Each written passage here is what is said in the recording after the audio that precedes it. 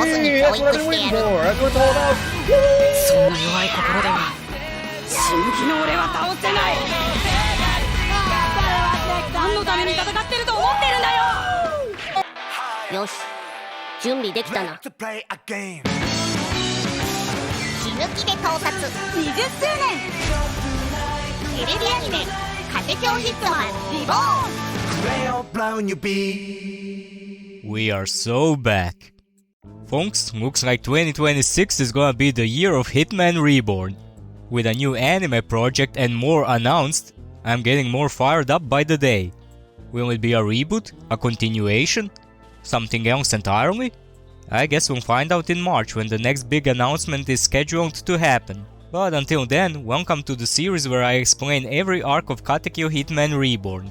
If you're an old fan wanting to refresh your memory on the happenings of the show, or a complete newcomer wanting to learn what all the fuss is about, you're in the right place. So let's not waste any more time and start explaining the future arc of Hitman Reborn, which is gonna be a two-parter because it's by far the longest arc in the show, and I don't wanna keep you here all day. Also, there'll be a lot of Italian names this arc, so you bet your ass I'm gonna do my best Italian accent to say them. Last time on Katekyo Hitman Reborn. Tsuna and his guardians won a decisive victory against Xanxus' Varia in the conflict for the Wongonga rings, making them the official heirs to the Wongonga family and a part of the Mafia world, a fact which Squalo ominously proclaimed they will regret. What does the future hold for Tsuna and his friends?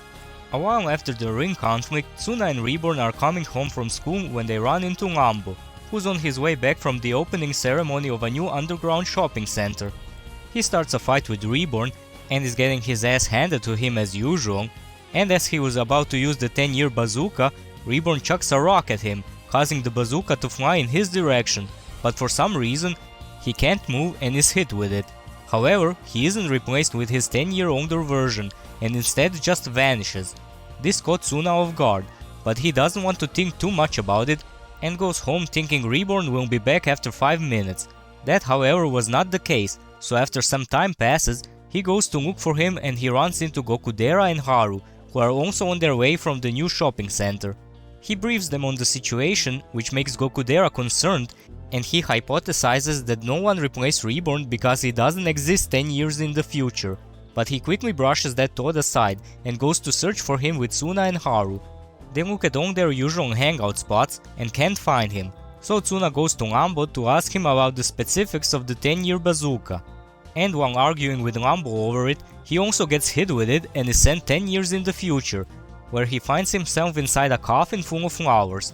He wonders why his future self would be in such a place when the future Gokudera comes to the scene, who is overjoyed to see him. Tsuna tells him how he was hit with the 10-year bazooka, so knowing that they only have 5 minutes, Gokudera turns serious and asks Tsuna to listen to him and do as he says when he gets back to the past. After which he hands him a picture of a man called Irie Shoichi and tells Tsuna to kill him in the past, so that the whole Byakuran situation won't come to pass. Tsuna then asks him why he is in a coffin, but before Gokudera could answer, he got switched with his 10 years younger version, who is also gonna ask Lambo about the bazooka before getting hit by it. He notices Tsuna is in a coffin and gets depressed at how he could let his boss die in the future, so Tsuna cheers him up by telling him they can prevent it by whacking this Irie fellow when they get back. Which is when they notice it has been considerably longer than 5 minutes since they got here.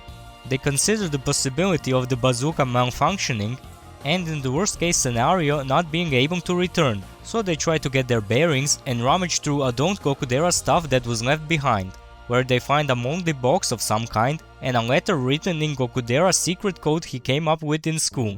But they don't have the time to decipher it since they are ambushed by a mysterious figure who makes quick work of Gokudera using future weaponry in combination with a flame emitted from a ring, and comments how it's true that they still don't know how to utilize their Wongonga rings, which makes Tsuna panic and ask for help from Reborn like usual, before remembering that he is not there anymore.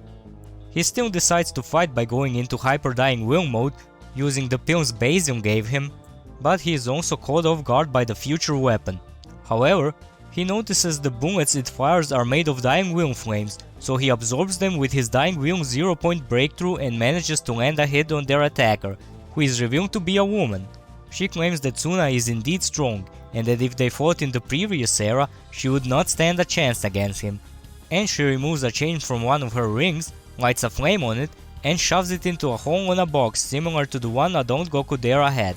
After which a metallic centipede-looking thing emerges out of it, surrounding Tsuna and making him emit dying will flames until he runs out of energy and collapses. The attacker holds him at gunpoint and comments how it's pathetic that he fell for such a trap, but he still passed the test. She introduces herself as Long Milch, who we last saw as an arcobaleno in Iemitsu's crew back in Italy. She also gives them so-called Mammon chains to wrap around their Wongonga rings, to seal their powers so they would not be tracked. Tsuna and Gokudera of course have some questions, but she says they can have answers when they arrive at their secret base, which prompts Tsuna to ask if Reborn is there as well. But Long says that all the arcobaleno are dead in this era, including Reborn. They travel for a while until they get to a river, where they set up camp for the day, and Long tells them that she has only enough food for herself, so they have to find their own. They go to look for some, and Gokudera tries to reassure Tsuna after he notices he's feeling distressed after hearing about Reborn, saying there's no way the invincible Reborn is dead. This cheers Tsuna up and they split up to find some food. Tsuna then gets high on some mushrooms. Dude, I'm totally tripping balls. While Gokudera partakes in a shonen character's favorite pastime and manages to get Tsuna involved too. After taking a quick dip, they get around the campfire and Long tells them a bit about what has happened in the future. They learn that every major mafia family, including the Wongonga, have been destroyed by a new family called the Millefiore Familia, who use the power of the rings and boxes to overwhelm their opposition. But their talk is cut short after they detect an enemy nearby, so they hide to not get noticed by their scout, who turns out to be a new and improved Gonga Mosca, called the Strau Mosca. Long tells them to stay hidden and that it shouldn't notice them because its scanner searches for the ring signature, but theirs are covered with Mammon chain, so they are undetectable. But the Mosca still finds something, and it's closing in on them. Long asks if they have other rings except the Wongonga rings, and Tsuna remembers he has the ring Lancia gave him. Long tells them to run since they have no chance to defeat this Mosca, and she says she'll buy them some time. But then the cavalry arrives in the form of none other than future Yamamoto, who paralyzes the Mosca with Squalo's technique, Attacco di Squalo. He guides them the rest of the way, reminiscing about the past with Tsuna, who is surprised Yamamoto is familiar with all the mafia stuff he thought was a game before. Before they get to the hideout, he uses his box weapon, a rain attribute swallow that summons a heavy rainfall to camouflage them, and he leads them to a secret entrance to their underground base. Tsuna is amazed at the scope of it, and how the Wongonga can build such a thing, and Yamamoto tells him it was him in the future that built the base. They get to a barrier that was supposed to keep out something which was built by Wongonga's mechanic Giannini, which didn't give Tsuna much confidence, since his inventions never worked when he encountered him in the past. But Yamamoto reassures them it's okay, so they walk through it. But Lao suddenly falls unconscious, and Yamamoto tends to her, telling Tsuna and Gokudera she experienced a shock from a sudden change of environment, and then she'll be okay after a while. He brings them to a fancy looking room, where they are greeted by a familiar face, which turns out to be a puppet, and the real Reborn jumps Tsuna from behind, who complains about this being a messed up reunion, and asks him why he's wearing weird clothes again. To which Reborn says he needs them, since the world in the future is unhospitable to him, and the barrier from before is also for his well-being. Tsuna comments how that's messed up, but is glad to see Reborn is okay. He fills them in on the situation, how they were luckily still in Amimori, and about the conflict between the Wongonga and Millefiore, and how the Millefiore, after some fighting, called for a meeting between the bosses of the two families, meaning Tsuna and Byakuran, to discuss a truce, but the Wongonga boss was killed instead, which causes Gokudera to go into a rage and punch Yamamoto, asking him what the hell he was doing to allow that. Reborn calms the situation down by telling Gokudera his future self was in the same situation. He then says that since they can't return to the past, that it's their responsibility to take care of the situation and figure out what to do, and that not all hope is lost because Tsuna's guardians are still alive and kicking, and their next step should be to bring them together. That night Tsuna cries himself to sleep, remembering the other thing Reborn told them, namely that the people connected to them are also being targeted, which includes Tsuna's mom, Kyoko and Haru, and that they already got to Yamamoto's dad. They did send Lambo and Ipin to get Kyoko and Haru, but Tsuna's parents were on a vacation in Italy when the Wongonga HQ was destroyed and they can't get in contact with them. The next morning, Reborn and Yamamoto talk to Lao, who is feeling better now, and we find out the reason for her fainting was something called the non-Trini set, which only affects Arcobaleno like herself and Reborn, which is why Reborn has to wear special protective suits and had that barrier built. She tells them she plans on taking down Byakuran on her own, and Reborn tries to talk her out of it, and tells her that Tsuna and Gokudera need her to prepare them for combat in this time. But she is adamant, to which Reborn asks her if she wanted to avenge Colonello, but she doesn't say anything and walks out of the room, getting past Tsuna and Gokudera, who heard the last part of their conversation. Reborn invites them in and tells them it's time to gather the Guardians.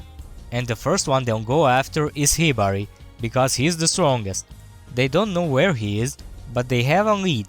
He-Bird, the bird that's always with Hibari, was spotted. Tsuna doesn't think it's much of a lead, but since it's Hibari they are talking about, he's probably somewhere in Amimori, so they will look for He-Bird in hopes it will lead them to Hibari.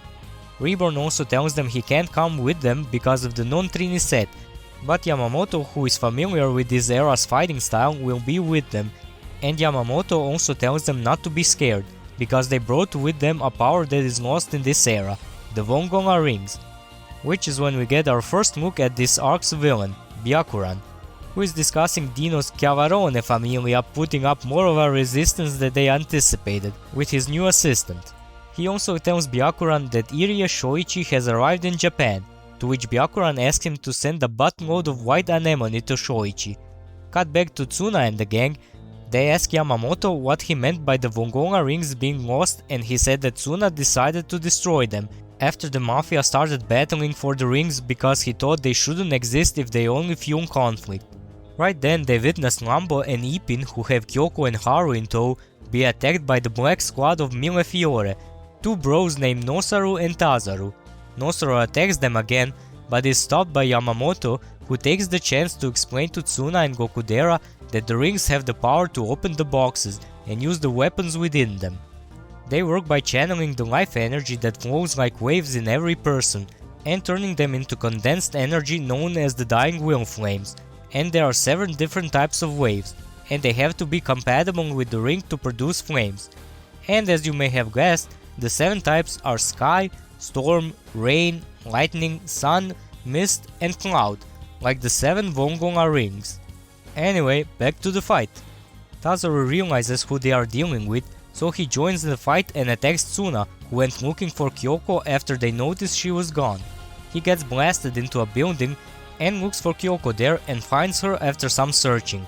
She says she sprained her leg and comments how Tsuna looks younger, but they are found by Tazaru before he could explain. Since Kyoko can't move, Tsuna is preparing to protect her, but is shaking with fear himself. Meanwhile, Gokudera is trying to figure out how to use his ring, and Yamamoto tells him to imagine his resolve as a flame. He says Gokudera should be able to do it, but to leave this fight to him since he's more experienced in this type of fights. Gokudera agrees, but as Yamamoto was about to start fighting, he, Haru, Lambo and Ipin all revert to their 10 years younger selves, and so does Kyoko.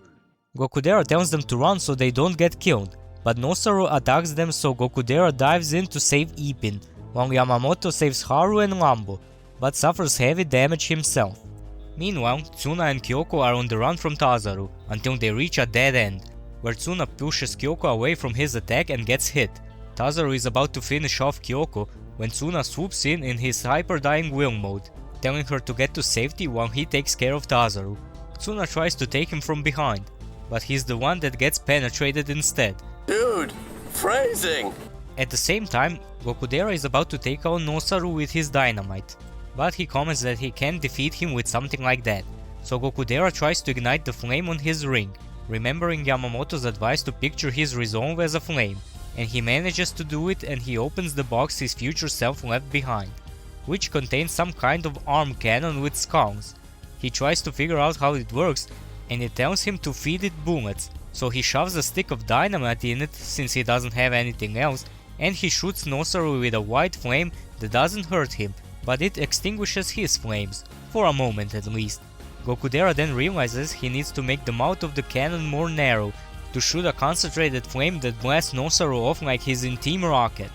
Meanwhile, back in the building, Kyoko goes to help Tsuna, but he tells her to stay back and that he'll protect her, even if it costs him his life, which he said with such resolve that he ignites the flame on his ring, which makes his flames both stronger and of a higher quality, and that scares Tazaru, who unleashes his secret weapon on Tsuna, homing disc that tracks Tsuna's dying will flame and accelerate the more flame they absorb, until they are faster than the target. So instead of running, Tsuna freezes them with the Dying Will 0-point breakthrough, first edition, and he does the same to Tazaru's boots and sight, and also sends him flying, after which he passes out in Kyoko's arms. After the fight they return to the base, where Tsuna is recovering from his wounds, while Yamamoto, the girls and the kids are taken to Reborn so he can explain the situation to them. Gokudera watches over Tsuna, who wakes up from a nightmare, and Gokudera reassures him that everyone is alright and they made it to the base.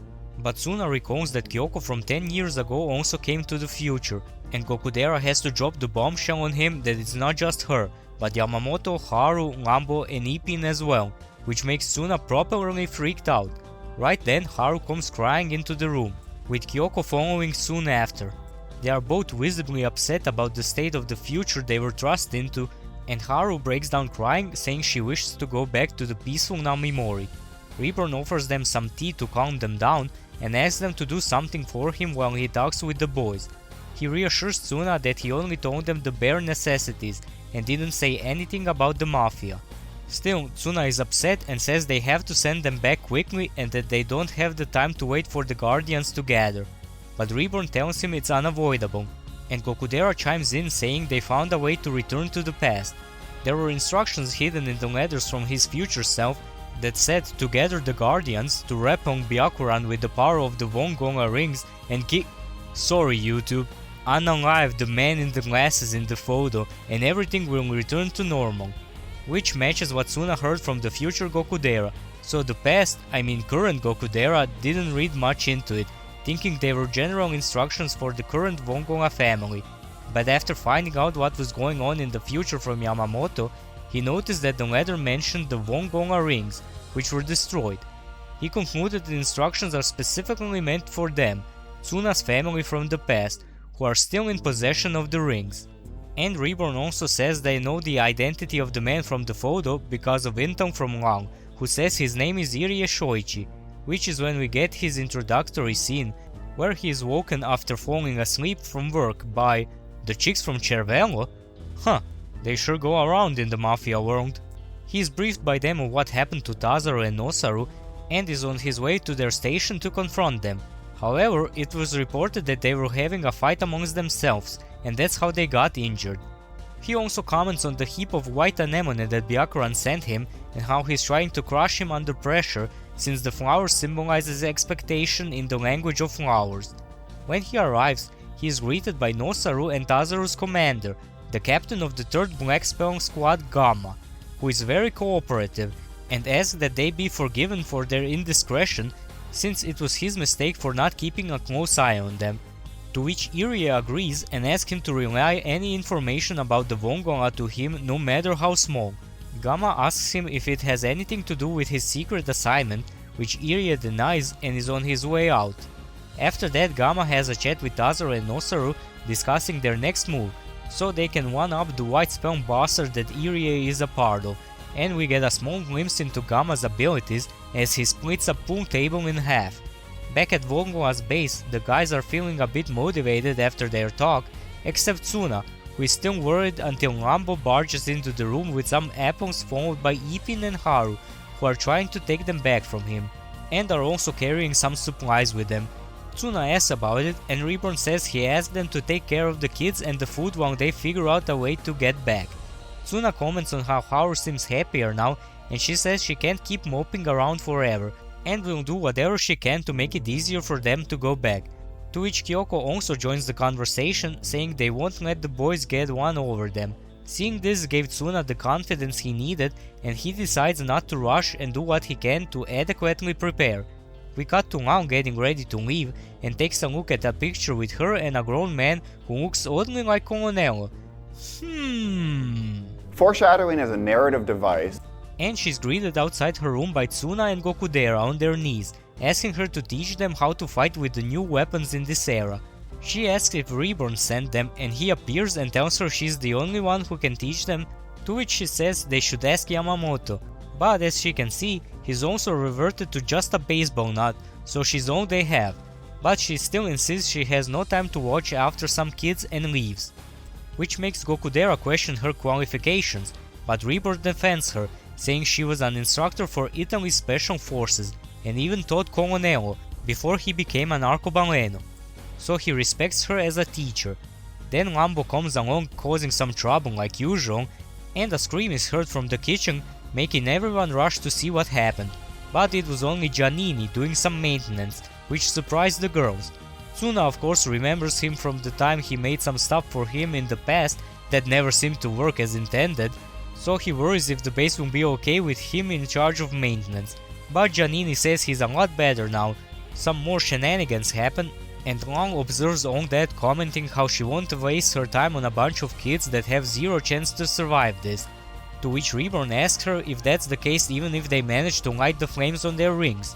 Long doesn't believe they can manage that so soon, but Reborn tells her both Tsuna and Gokudera lit their rings, and Gokudera even opened the box. And he also comments how she said the same thing to someone else a long time ago, and was convinced how far people can go to protect those important to them, not fearing even any curse that may befall them. So she changes her mind and says she'll teach them the basics of what they need to know so that they have a chance if the black spell attacks them again. She also explains the difference between the black spell and white spell, saying that Millefiore family was formed from the merger of two families, and they wear uniforms based on what family they were from originally, with the white spells being led by Byakuran and the black spells by the boss of the other family. She also says she'll drop them the first chance they can't keep up and gives them their first task, to open a box that hasn't been opened till this day. Since they can't fight without boxes in this day and age, the logical first step in their training is learning the steps to opening a box. And she also takes a jab at Gokudera, saying that even if they manage to open a box, it's meaningless if they don't know how to use it. And the first step is to understand how to use their rings, which there are two possibilities for. Either use the inherent power of the ring by combining the flame emitted from the ring with a weapon, or open a box, which are like appliances, and the flames from the rings are like electricity that power them, so the box will operate only however much it was charged, and will cease activity when it runs out of flames. But there are some that can absorb flames from the ring after being opened, and like we saw in the fight with Azaru, ones that can absorb flames from the enemy. However, Yamamoto didn't understand any of that, so he got smacked and told to figure it out. Man, brings me back to my college days.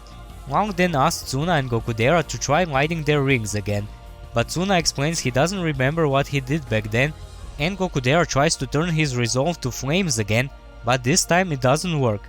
Long explains sometimes people can light their rings in extreme circumstances, but he won't be of any use if he relies on chance. But then his ring produces flames, much to her surprise.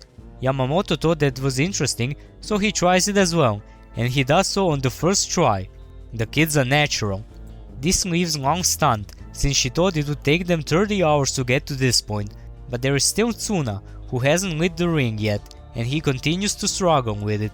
He also gets smacked for his failure, and Long gives them an hour till they are all capable of producing flames from their rings and open the box, or she'll go after Millefiore herself. Meanwhile, we see Gamma and his goons searching for the Vongola Guardians, and they whack a guy who they thought was Yamamoto, but it was just some poor schmuck with a similar name. Back at training, Tsuna still can't produce flames even after Yamamoto and Gokudera try to encourage him and thinking how he needs to get this and he'll endure any training to accomplish it. But he still can't do it and he gets smacked by Reborn this time, who tells him to stop acting cool and that it doesn't fit him to play the hero, since his thoughts when he first lit the ring were much simpler. He asks him what he was trying to do at the time, and Tsuna says he wanted to protect Kyoko, so Reborn asks him if there is still someone he wants to protect now, to which he says he wants to protect all his friends, and that resolve finally manifests as a flame. And the trust he and Reborn share as a student and tutor really impressed Long, and since all of them can produce flames now, the time has come to try and open the box.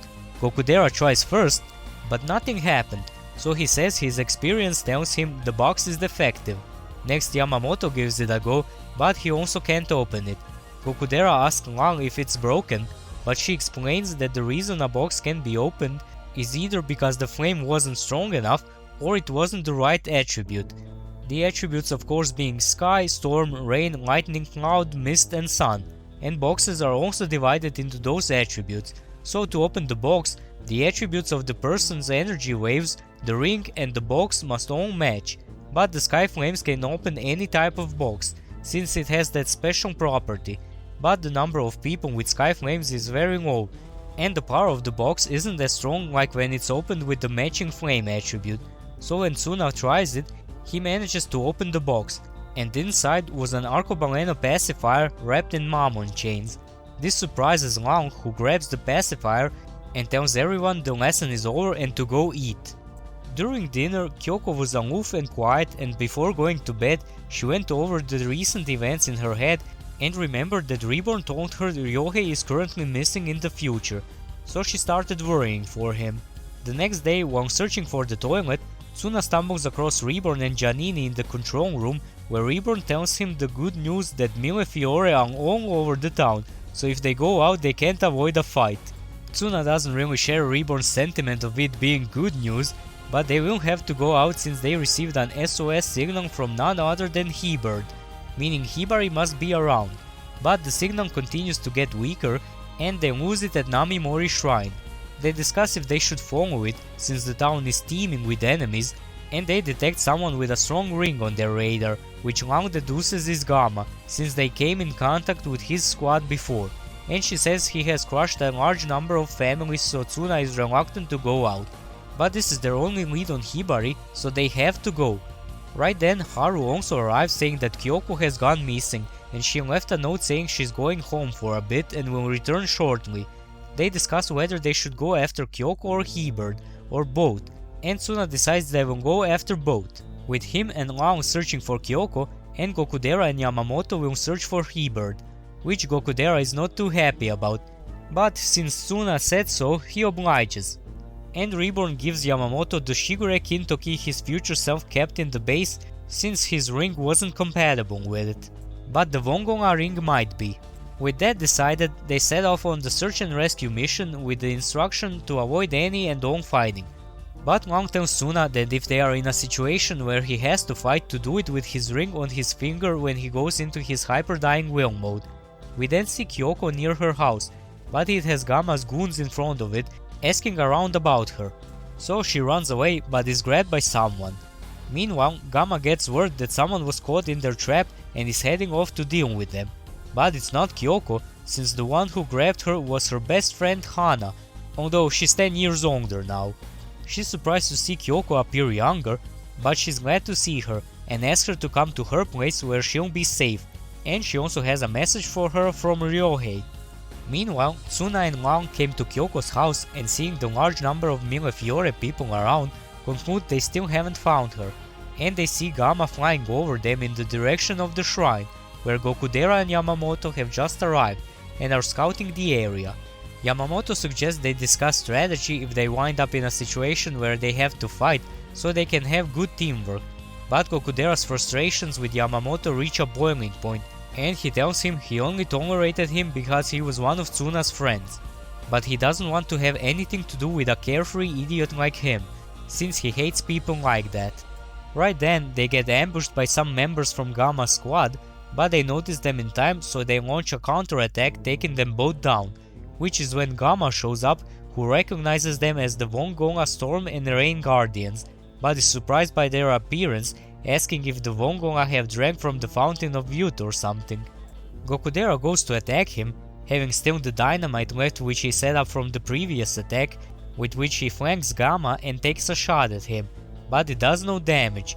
Gamma compliments his plan and finally introduces himself. And when he heard who they are up against, Yamamoto suggests they should work together after all. But Gokudera tells him off, saying he'll do it on his own. So Yamamoto stands back while Gokudera attacks Gamma with a combination of his dynamite and box weapon, which Gamma easily defends with just the power of his ring, that he says is a Mare ring that's as strong as their Wongonga ring. He then uses his own box weapon, a bunch of billiard balls imbued with lightning flames that have similar properties as electricity, and they do more damage as their purity increases. He lands a hit on Gokudera with his first shot, but he manages to get up and he dodges the second shot.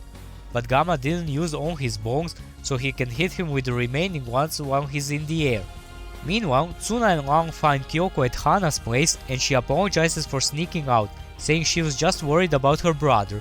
Tsuna tells her he's glad she's okay and that they found He-Bird, so he asks Hana to shelter Kyoko for a bit longer while they go to the shrine, not mentioning anything about Gokudera and Yamamoto, so Kyoko wouldn't worry even more.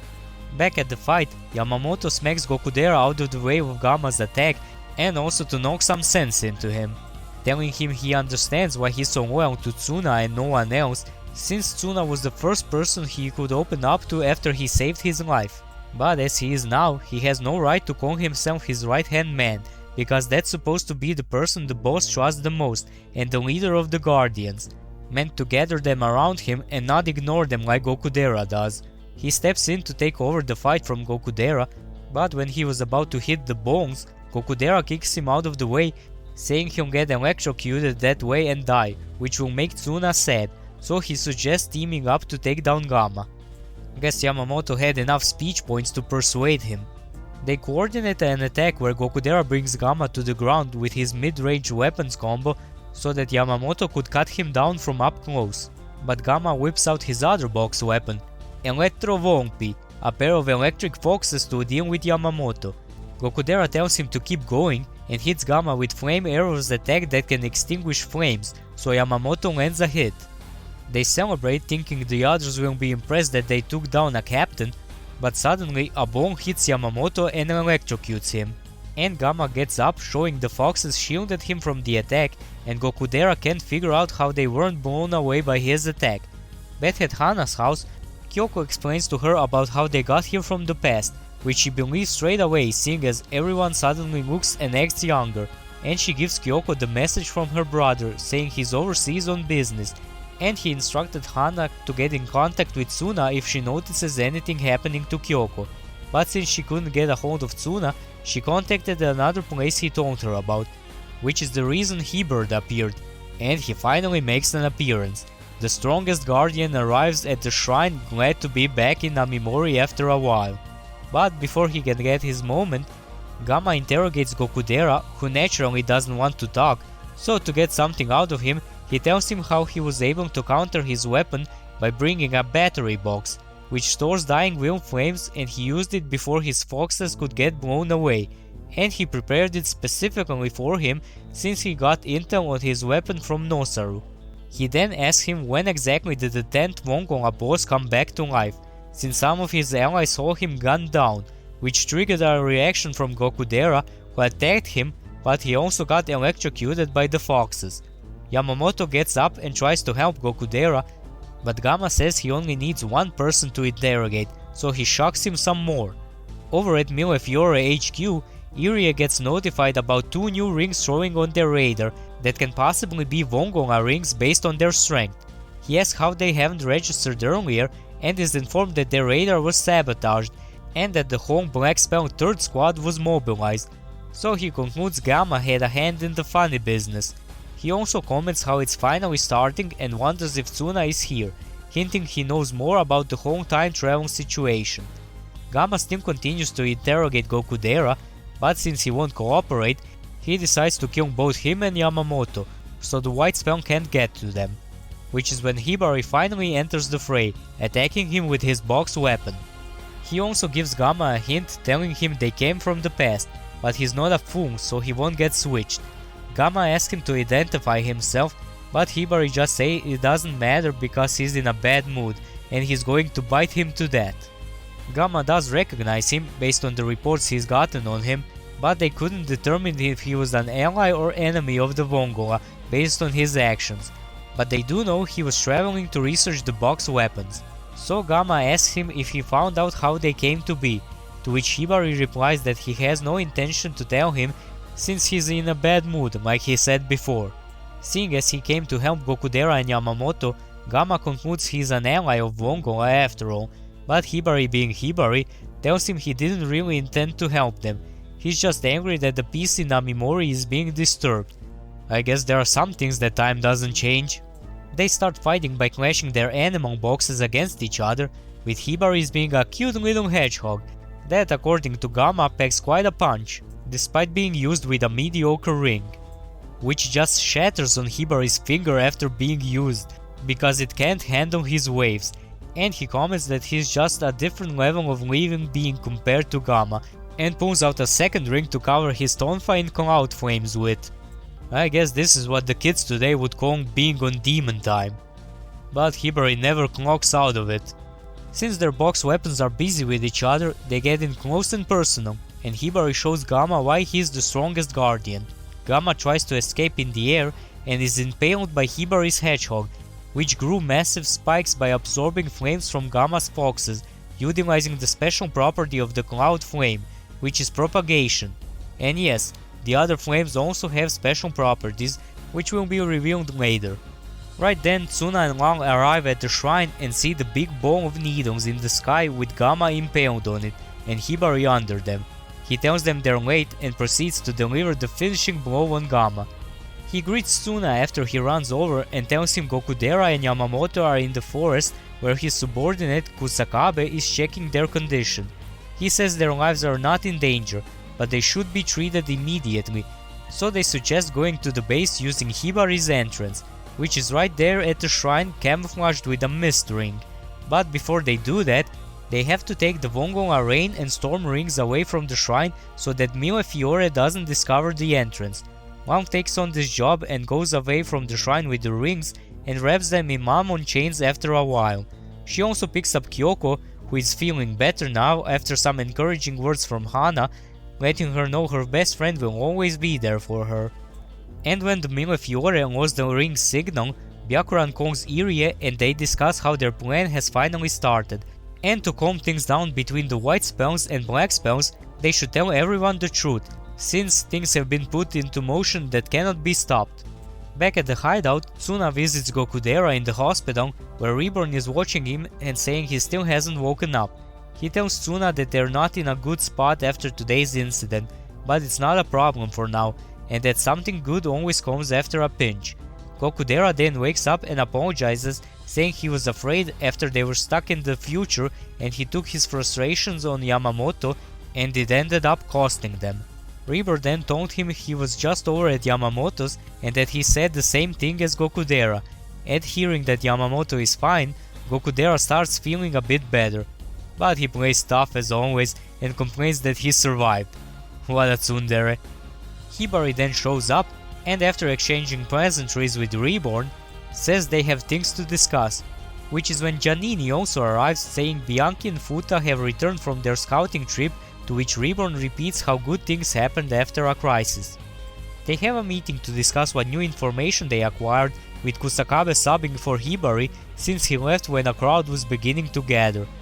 Kusakabe explains they sent out the SOS at the request of Kurokawa Hana to help Kyoko, and that Hibari formed his own organization splintered off from the Namimori Middle School Disciplinary Committee, and they were investigating box weapons around the world, but they will have to ask Hibari about anything more, which they'll have a chance to since he'll be staying there for a while, and he offers their assistance since their goals align on this whole matter with the Millefiore. Next, Futa and Bianchi reveal that they found the entrance to the Millefiore base in Japan, which was right under their noses in the Namimori underground shopping mall. They also researched Millefiore's fighting strength, which consists of 17 squads led by a captain, but only 6 of them have a ring on par with Gamma, and 2 of them, being Gamma and Irie, are in Japan, and since they have to defeat Irie to return to the past, and they know how to get to him, they can go on the offensive. But if it works or not all depends on how strong Tsuna and the rest can get in the short amount of time they have to formulate a strategy. So you know what that means, we got ourselves a training arc. The first couple of days is just Tsuna training with Long, since Gokudera and Yamamoto are still in recovery, but it's not going that well. Still, there is some progress. Then after a while, when the boys are feeling better, they join in and each of them get their own personal tutor, like in the ring conflict.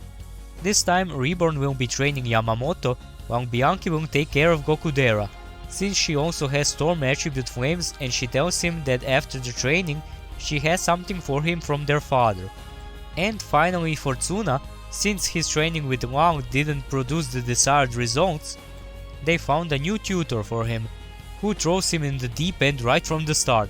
It's none other than Hibari, who proclaims that if Tsuna loses focus for a second, he's dead, and that he'll rip open his latent talent. So with his backs against the wall, literally, and a flaming hedgehog in front, pushing its way ever deeper, Tsuna freezes it with his Dying Wheel 0-point breakthrough first edition, which is still a mouthful of a name for such a cool technique. But soon he starts to get surrounded by Cloud attribute flames, which multiply thanks to its propagation property, and he can't freeze them in time, so he gets trapped in the hedgehog's needle sphere, which, as Hibari informs him, is airtight, and if he doesn't get out before he runs out of oxygen, he'll die. Gokudera and Yamamoto protest against this method because they know if Hibari says that, he's serious about killing Tsuna. But Reborn tells them that's exactly why he asked Hibari to do this, and they are taken to their respective training grounds. Yamamoto is tested by Reborn to see if he can sense his killing intent, which he passes with flying colors, and Reborn tells him he needs to learn to utilize his Shigure Kintoki in combination with the Vongonga ring, and if he manages that, he could even beat the current Sword Emperor, according to Yamamoto's future self. Meanwhile, Gokudera has fainted after being exposed to Bianchi's face for too long, and he starts waking up when he hears the sound of his own piano, which makes him remember his past, and a woman with the same hair color as his. But when he wakes up, he's greeted by Bianchi, who now covers her face with goggles so he wouldn't faint when seeing her. He asks her why that piano is there and how he wouldn't train with her since he doesn't want anything to do with her and their old man. She scolds him how he's swayed by emotions easily, asking him if he wants to make the same mistake he did in the fight with Gamma. She also says that they will try to complete the weapon future Gokudera developed, the Sistema CAI, but if he wants nothing to do with her, he's free to run away like he did in the past, if he can, that is, after which he uses her box weapon. Back in the training room, Tsuna can get out of the needle sphere, but he's running out of oxygen, so he tries one last attack, which does nothing but leave a small scratch, and he starts fainting from the lack of oxygen. Reborn notices it's about time for that to happen, so he takes a break to see what's going on over there. Tsuna gets a vision from the Vongonga ring depicting murder and other atrocities, which makes him scream in pain. So Long asks Hibari to let him out, saying this is just a useless waste of life. But Hibari says it's necessary so Tsuna can undergo the trial of the ring, but he's unsure how it'll go since he's the youngest Vongonga boss to ever do it, which is when Reborn arrives and watches what will happen. Tsuna continues seeing the visions and spirits of the previous Vongonga bosses appear, telling him those are the sins of Vongonga, committed throughout their history, and they ask him if he has the resolve to inherit them. Tsuna tells them he could never be that cruel, to which the spirits tell him that obtaining great power requires him to make sacrifices and resolve to carry out their great legacy. So Tsuna starts thinking about all the people he wants to protect, which is the reason he seeks power in the first place, but he still refuses to accept it, saying he thought he could bear anything to protect his friends, but if it means accepting their sins, he would destroy the Vongonga. An answer that made the previous bosses shocked, but received an approving smirk from Reborn, and also caught attention from another person. Tsuna starts losing consciousness, but finds himself in a strange place where the 9th Vongonga boss catches him before he could fall, and before his eyes he could see all the bosses lining up, presenting their weapons and dying will flames, leading to the founder of the Familia himself, Vongonga Primo. He tells Tsuna he accepts his resolve and that he is free to make the Vongonga prosper or destroy it at his discretion. Tsuna wonders if this is a dream, and Primo explains it's a portion of their time engraved in the ring and tells him they were waiting for him, and he will now inherit the mark of Wongola. After which Tsuna finally breaks out of the Nidong sphere with a new version of his gloves, DX Gloves version Wongola Ring, that have the same gem as the Wongola Ring at the back of the glove, which Long notices is the same as the gloves the future Tsuna was using. Reborn notes he wasn't sure if the method would work, but it was the only thing he could come up with that could give him a power boost, and how Tsuna is probably the only boss that passed the trial with that answer. And the new gloves are not just for show, they grant Tsuna access to incredibly pure sky attribute flames. Hibari tells him he's finally starting to look like the Tsuna he knows, that can excite him as much as the infant. Whoa there, Hibari buddy, getting some serious Hisoka vibes here. Careful, or you'll be facing some allegations. So he proceeds to absolutely pound on the 14-year-old boy. Goddammit, Hibari. But yeah, the next part of the training is to fight against Hibari, who is done holding back. He tells Tsuna his only options are to die or to defeat him. Tsuna declares he will beat him and tries out the new gloves, which gave him a significant boost in power, but Hibari can still keep up with him and lands a blow on him. Tsuna tries to avoid the next hit, but is flanked back by his new flames, which causes more damage to him. Long is confused why this is happening, even though Tsuna's flames are purer, so Reborn explains his new flames are hard to control because before they would gradually increase in power in accordance to Tsuna's will, but the new ones seem to suddenly increase in power at a point, so Tsuna has trouble controlling them. He realizes he can't beat Hibari without proper control of his flames, so he goes for a Hail Mary approach, ramming full speed at him, but Hibari counters him and expresses his disappointment in him, saying he won't end him personally but will use a box instead.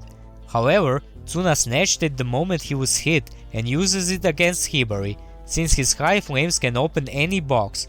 Hibari counters it by using his second hedgehog box, but is impressed by Tsuna's resourcefulness and decides to keep playing with him till he gets stronger. He then asks him if he knows how the boxes were made, and Loud starts explaining what she knows of them, while Bianchi explains the same thing to Gokudera.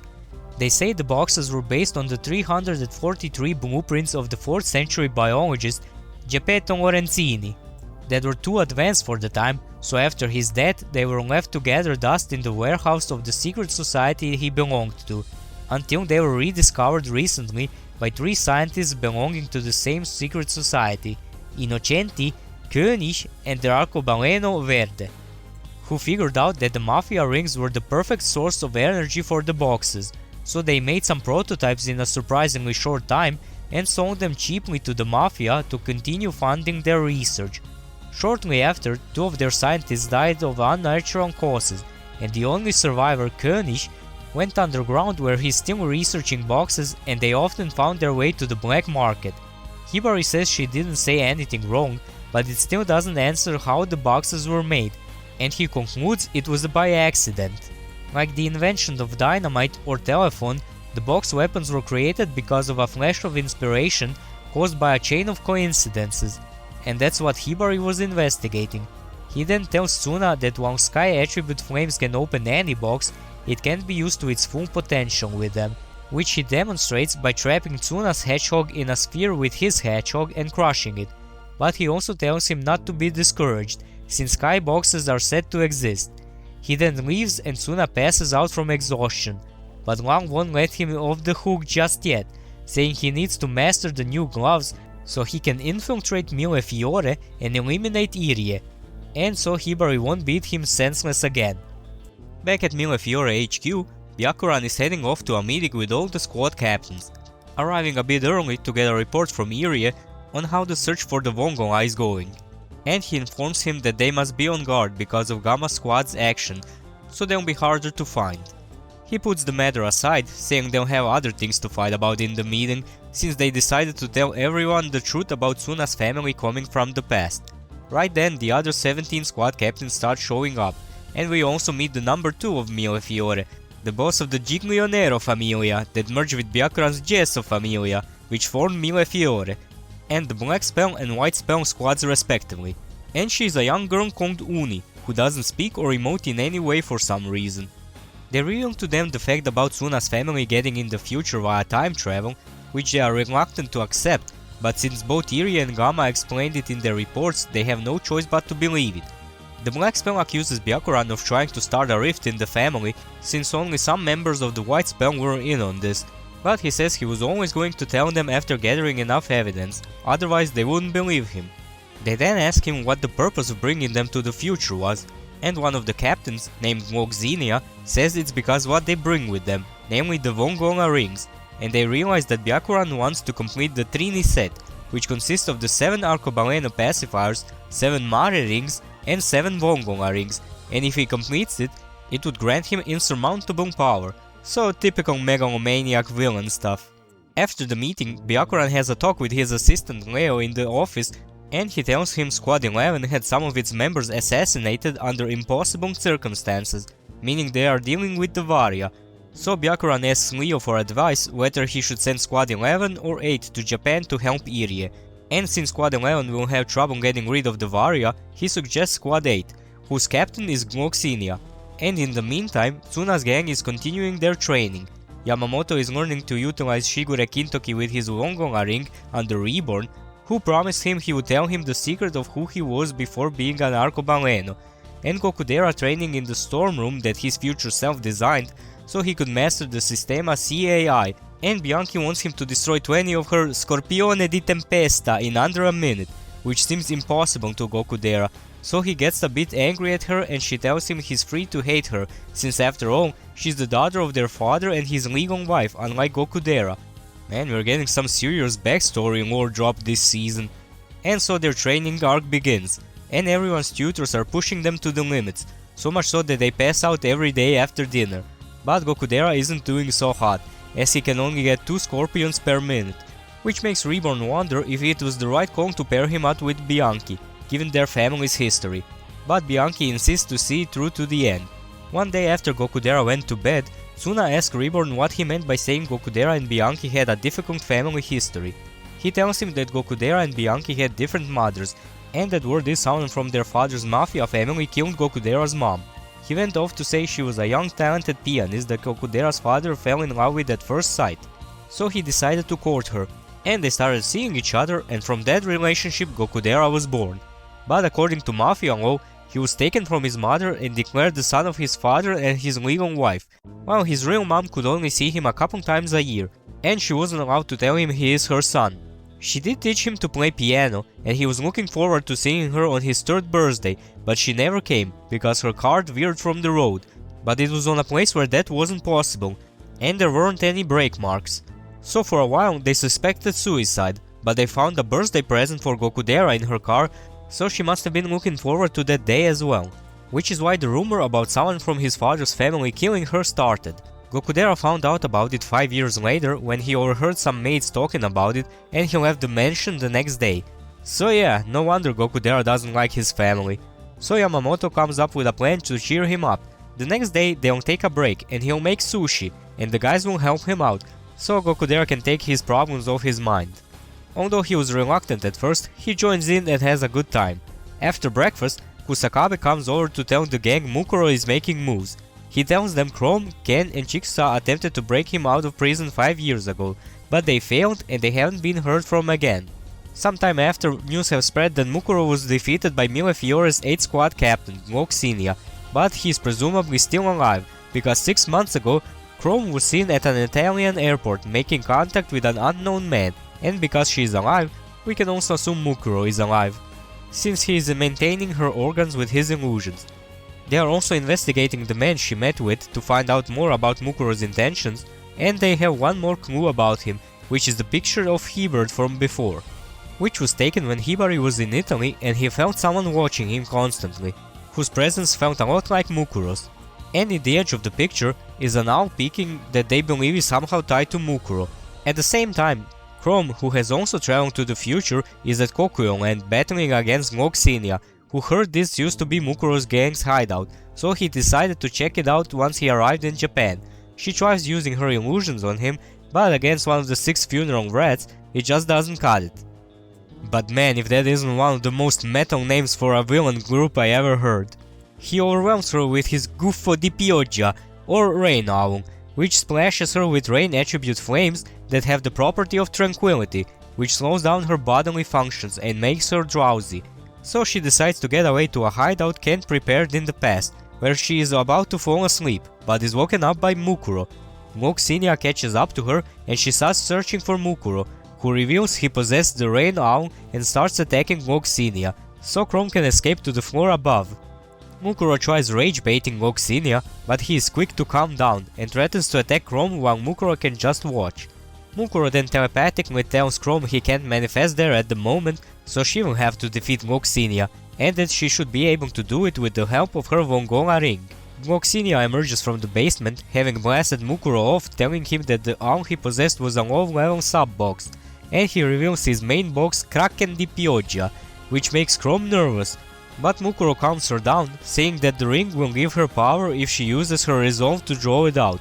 She manages to light the ring's flame and uses her illusions again, which have become stronger from the mist flames being incorporated in them, but they still don't work on Gloxinia. Mukuro tells her she must imagine what she believes in the most in order for the illusions to reach full strength, so she conjures the illusions of Ken, Chiksa and Mukuro to fight by her side, but they are no ordinary illusions, since they can interfere with physical objects. They are real illusions, given physical bodies by being strengthened by the mist flames, and some of Mukuro's power. They start holding their own against the Kraken and Glow, but are still unable to beat him, until Chrome starts incorporating ordinary illusions with the real ones, which disorients Glow until he can't tell the difference between them, and it opens him up to Mukuro's attack, who gloats how he was playing him like a fiddle, and even his defeat before was part of his plan. During the fight, Tsuna's base caught a ring signal from Kokuyo for a moment, but some interference in the area made them unable to confirm if it was real or not. But after hearing it was in Kokuyo, Tsuna knew it was Chrome, and he wanted to go there to help her.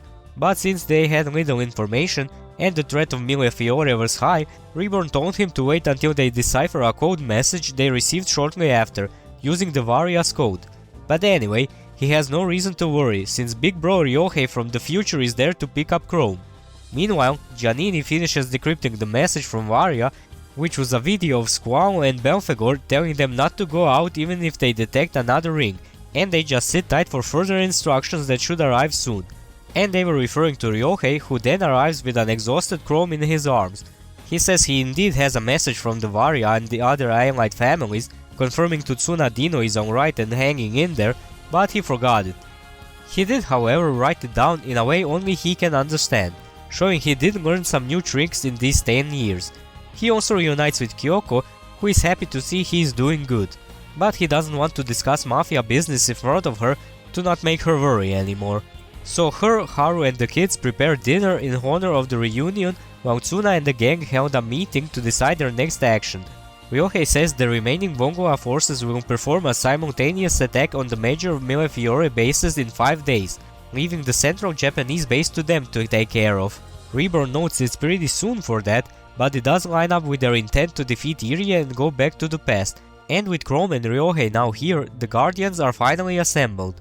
Ryohei also notes that the Vongola Alliance leadership is aware that Tsuna's family was transported from the past, and they don't really trust them as such, so the operation will go on even if they refuse to participate.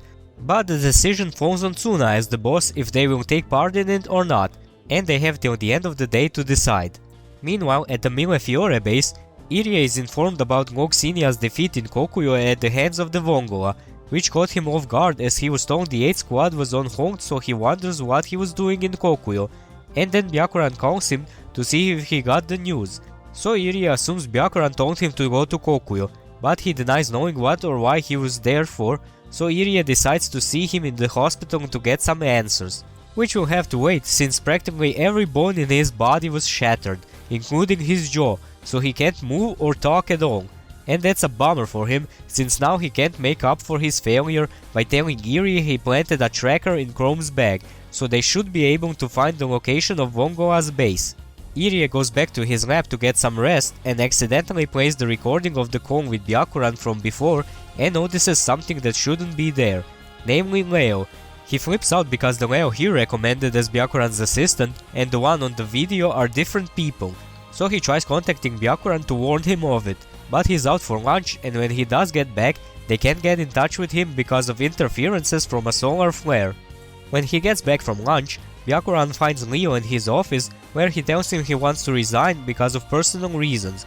Byakuran says it's a pity losing such a talented employee, since not many people could do what he did, like falsifying records from the 11th company so that the 8th would be sent to Japan, and telling Loxinia about Chrome in Kokuyo so she could defeat him. He reveals he knows his real name is Guido Greco, and he's also the man Adult Chrome met at the airport, and he's the new puppet of Mukuro, so maybe he should call him by that name. Mukuro then appears possessing Guido's body, asking how long has he known, and Byakuran says pretty much since the beginning. And Mukuro was also aware of his suspicion, so they both were playing along with each other. And with the pleasantries out of the way, they prepared to fight, and Mukuro even brought 2 Hell Rings, some of the rarest and most powerful mist rings in the world, so it should be a good fight. Anyway, back at Tsuna's base, him and the guys do some training to see if they'll be ready for the raid in 5 days. With Tsuna working on his mobility with the new flames, but he's still slower than with his normal ones, so Lao scolds him to get better, or he'll get dog-walked by Hibari and the Millefiore. She approaches him as if to hit him, but stops and tells him to go see how the others are doing in their training. And when he leaves the room, she passes out since her body is in a bad shape from the anti-arcobaleno radiation from the outside.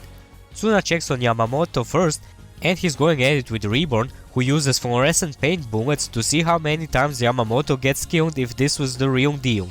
And when he turns off the light, Yamamoto starts glowing like a Christmas tree, so he still has a long way to go. Next he goes to see Gokudera, but when he gets to the storm room, Bianchi tells him he's ran off somewhere and is not training, so things are even worse over there. When he heads back to his training, he finds Lang passed out in the corridor. He calls out to her and finds out she can't really see that well since she didn't recognize him right away. He tells her that as things are now, he thinks they shouldn't take part in the operation, but Lang won't have it and tells him that no matter what he chooses, some of them won't survive this world. So what he is choosing is which hell they're going through, and it's his duty as the boss to find the one that raises their chances of survival by even a little bit. He goes to contemplate on her words and their situation alone when Lambo shows up wanting to play, but Tsuna is not in the mood, so he tells him to go away. But Lambo doesn't want to and he starts drawing on Tsuna, so he gets angry and yells at Lambo, making him cry. Haru then shows up looking for Lambo, and Tsuna tells her to look after Lambo better, and she explains that he doesn't just play around, but helps with the chores as well. Tsuna just doesn't know anything about it, which makes him snap, and he yells at her as well, saying it's them that don't know anything. She apologizes and goes away with Lambo while crying. Tsuna feels terrible after it and tries to apologize, since it is his fault for not telling them everything, that they are in the dark about the truth of their situation. But at that point, she was already gone. And as if that wasn't enough, Reborn then shows up telling him Crow's condition got worse, because Mukuro lost to Byakuran and can't maintain her organs anymore. Like, fuck me, can things get any worse? Don't answer that. So yeah, Mukuro had his ass whooped off screen by Byakuran, but to be fair, he didn't expect to win the fight, just to get info on Byakuran's powers, and then skedaddle.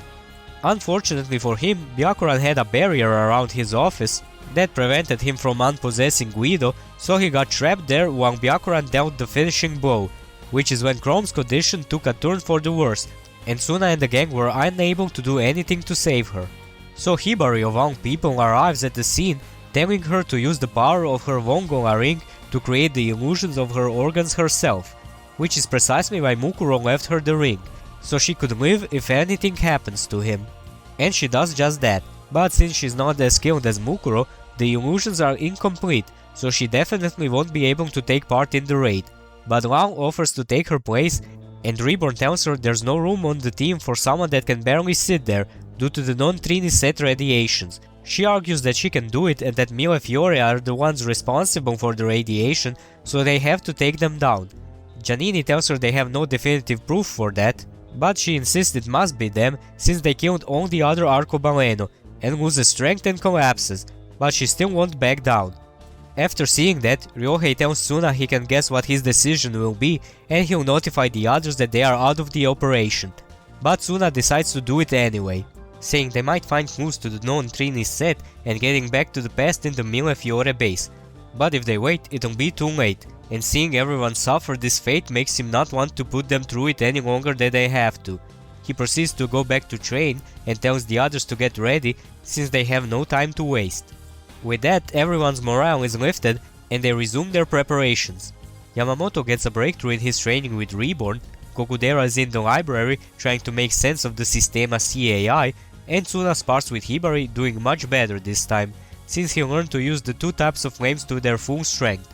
He utilizes his normal flames to have a steady output of power, dubbing them soft flames, for maneuvering and hovering, and the purer flames from his new gloves, dubbed hard flames, that have more power to them for acceleration and brute force, but he still can't land a hit on Hibari, who's not even using his box weapon. So Hibari asks him when he'll get serious and tells him he's still yet to use his weapon. They take a break after it and Tsuna starts thinking if there's a hidden function of his gloves he's not using, and remembers how Xangzus used his guns for both propulsion and attacking at the same time, so maybe he can do it with his gloves by shooting hard flames at the target in front of him as an attack. But he remembers how he went flying back the last time he tried that, so he gives up on that idea. He notices Lambo hiding from him, so he backs away, leaving a trail of candy for him to follow, and jumps him once he gets to him, and starts tickling him and playing with him, after which he apologizes and promises to take him to an amusement park once they return to the past. He then finds Haru crying at the bottom of some stairs, and he starts to apologize to her too, when he slips and falls to the bottom. Haru rushes to see if he's okay, but he brushes it off and says he's sorry for getting angry at her, working some of that mafia boss Riz again. And just like Lambo, Haru makes him promise to go to an amusement park with her once they return. She then gets up saying she can't keep sulking forever, and she knows the boys are working hard, so her and Kyoko are always here to support them. After hearing that, Tsuna gets an idea and goes back to the training room to try it out. He takes a stance pointing one arm to his back, emitting soft flames to support him, while he shoots a powerful blast of hard flames in the front, which causes the whole base to shake. Yamamoto and Reborn, who were a floor below, go up to see what happened, and they see a dent in the wall in Tsuna's shape, with Tsuna under some rubble under it. He tells them he was trying out a new move, but it didn't go so well. Reborn asks him if he can master that move in time for the raid, to which Tsuna says he's not sure, and Reborn notes how in the past he would reply with a straight up no. He passes out from exhausting too much energy, and we cut to Chrome in the infirmary having a dream of following Mukuro's voice and finding the tip of his trident that shatters into pieces, which then transform into the machine from Iria's lab. It opens up, and when Chrome tries getting closer, she's pushed away by a boy in glasses and with a Mare ring, who turns into Iria how we know him now. The dream ends there and Tsuna wakes up having seen it too. And he finds a message from Reborn that, as the boss, he should check the progress of his family. So he goes to see how Kokudera is doing and finds Yamamoto and Reborn peeking through the library door at him. They see something that makes them run away, and the air turns weird, so Yamamoto tackles Tsuna out of the way from an explosion, out of which Kokudera shows up, saying the Sistema CAI is pretty much complete, and he also has a new little body as a part of it. But his new box animal is not really friendly to him, and it keeps scratching him. So when asked why he doesn't cut off the supply of flames to it, so it would return to the box, he says once the cat gives him a sad look when it's about to run out of flames, he gives in and gives him some more. Man, what a softie. You just have to love him. Meanwhile, at the Millefiore base, Iria finally connects to Byakuran, who informs him he took care of Leo, who was in fact Guido, who was in fact Mukuro. But before the fight, Mukuro managed to leak information about Millefiore on the internet, including information about the Japanese base, and the information he got from his intel division and his instincts are telling him that the Vongola are planning on doing something on the global scale. So he warns Iria to be on guard and says he'll send some reinforcement. But Iria turns it down, saying some newcomers would just disrupt him and he will take care of it as the commander of the Japanese branch, finally donning his Mare ring before telling Byakuran to piss off and let him prepare. Man, I wish I could talk to my boss like that. He issues an emergency summons to all White Spell and Black Spell squads in the base and declares that the Vongola might come after them, and that he has the absolute authority in the case they come under attack, and if anyone has a problem with that, he can step up. Gamma says he has some complaints, but he's shot down by a mysterious swordsman that jumps in front of Irie saying he's here under Byakuran's orders, to to ensure Iria's orders are being followed, and he'll cut down anyone who opposes it. Obviously him and Gamma have some history together, since Gamma very angrily says his name, Genkishi, meaning Phantom Knight. Boy, careful not to cut yourself on all that edge. Also, they are both from Blackspell, so they were originally from the same family. Back at the Vongola base, Ryohei tells everyone that Hibari's private server got the info about the Millefiore Mukuro leaked, including the base layout and the picture of the device Suna saw in his dream. He mentions it and Long gets angry at him for bringing up stuff he saw in a dream, but Reborn asks him more about it, and after hearing him out they decide to mark the device as a potential target. After the meeting, Reborn gets to training with Yamamoto, saying that they are currently the furthest behind on their progress. Yamamoto does manage to make Reborn fight a little more seriously, but he's still no match for him. He asks Reborn when did he train to become so strong, to which Reborn says it was before he became a baby, giving us another hint to his mysterious past. But Yamamoto will have to wait for the full story till after their training. Reborn tells him he's better at utilizing his box animal with his sword, so he's cleared the first phase of the training, and he'll have to do the second phase on his own, since Reborn can't teach him any more swordsmanship. Instead, he gives him the DVD set of The Road to Becoming the Sword Emperor, which was sent to future Yamamoto by Squalo, and it's the recording of the 100 duels he had with the best swordsman in the world to claim the title of Sword Emperor, and he tells Yamamoto to watch those to learn more about swordsmanship from the best in the world. He'll then come to test him in 3 days, and if he can land a hit with his sword, he passes. And as promised, we'll learn of Reborn's past. So everyone is hard at work for the next 3 days, and as promised, Reborn comes to test Yamamoto, who developed a new form for the Shigoren Soenryu, with which he landed a hit on Reborn, shredding his hat. So he passed the test. Tsuna also got proficient enough with his gloves to be able to use his new move in a fight, so Hibari also gives him a passing grade. Even Long later tells him she acknowledges his resolve, and Gokudera got to the point where he could train on his own, so Bianchi can go help Kyoko with something that's been bothering her. With their training complete, the day before the raid the kids have a feast to lift their spirits for the mission, while the adults have a gathering of their own at Hibari's, where they discuss their chances of success as being calculated by their supercomputer. That comes up to less than 1%. They did expect that result, but they are still a bit shocked. But at this point they can't stop the operation, and Reborn says that numbers don't mean anything, since the kids are still growing stronger. Right before the feast, Tsuna starts panicking because he lost his good luck charm that Kyoko gave him before the final match of the ring conflict, and he's looking all over the base for it when he runs into Kyoko. And like during the ring conflict, they have a little one-on-one conversation, and Kyoko thanks him for saving her when she first came to the future, which she didn't get to do before and has forgotten about from the shock she experienced, which is what Bianchi was helping her with. Tsuna then notices his good luck charm next to her, and she tells him she found it in the shower room on the floor. Tsuna apologizes and says he usually takes good care of it, which she says she knows since Reborn told her. So with Haru's help they sew a little pocket for it on the inside of his jacket, so he won't lose it. He thanks her and says he will definitely wear it tomorrow, stopping himself from saying anything else so she wouldn't worry. But she knows they'll be doing something tomorrow that'll help them return to the past, so she tells him not to push himself too hard, which surprised her, since she actually wanted to say good luck. Then they have a feast with everyone and go to bed, and unbeknownst to them, the Millefiore got the information from Gloxinia about the tracker, thanks to the 8th Squad Vice Captain, Gingerbread, and are preparing to assault their base. They get to digging till they reach the roof of the base, they blow it out and pour in getting ready to blast some Vongola butts, only to find out they were lured into a remote location by Hibari, who found the transmitter and is ready to smoke some Millefiore butts instead. Meanwhile, Tsuna and his team, consisting of him, Gokudera, Yamamoto, Ryohei and Long, are on their way to the Millefiore base. When they arrive at the Namimori Mall underground garage, Bianchi is there to show them the entrance and see them off. She tells Tsuna not to worry about the girls and the kids, since she'll take care of them. And before he leaves, Gokudera tells her he won't be tied up by the past anymore and that they'll talk when he gets back. So after crawling through some vents like it's Deus Ex, they get to a hangar where they are greeted by some guy and his pet electric boar, whose only purpose is to show how much stronger everyone has gotten by tanking his attacks.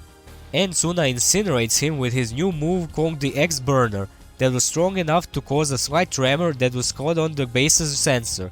but one of the Cervelo women told the guy who detected them to ignore it since it was probably the Boar guy blowing off some steam in the hangar for not being part of the assault squad, so that they don't distract Irie, who was trying to get in contact with said squad.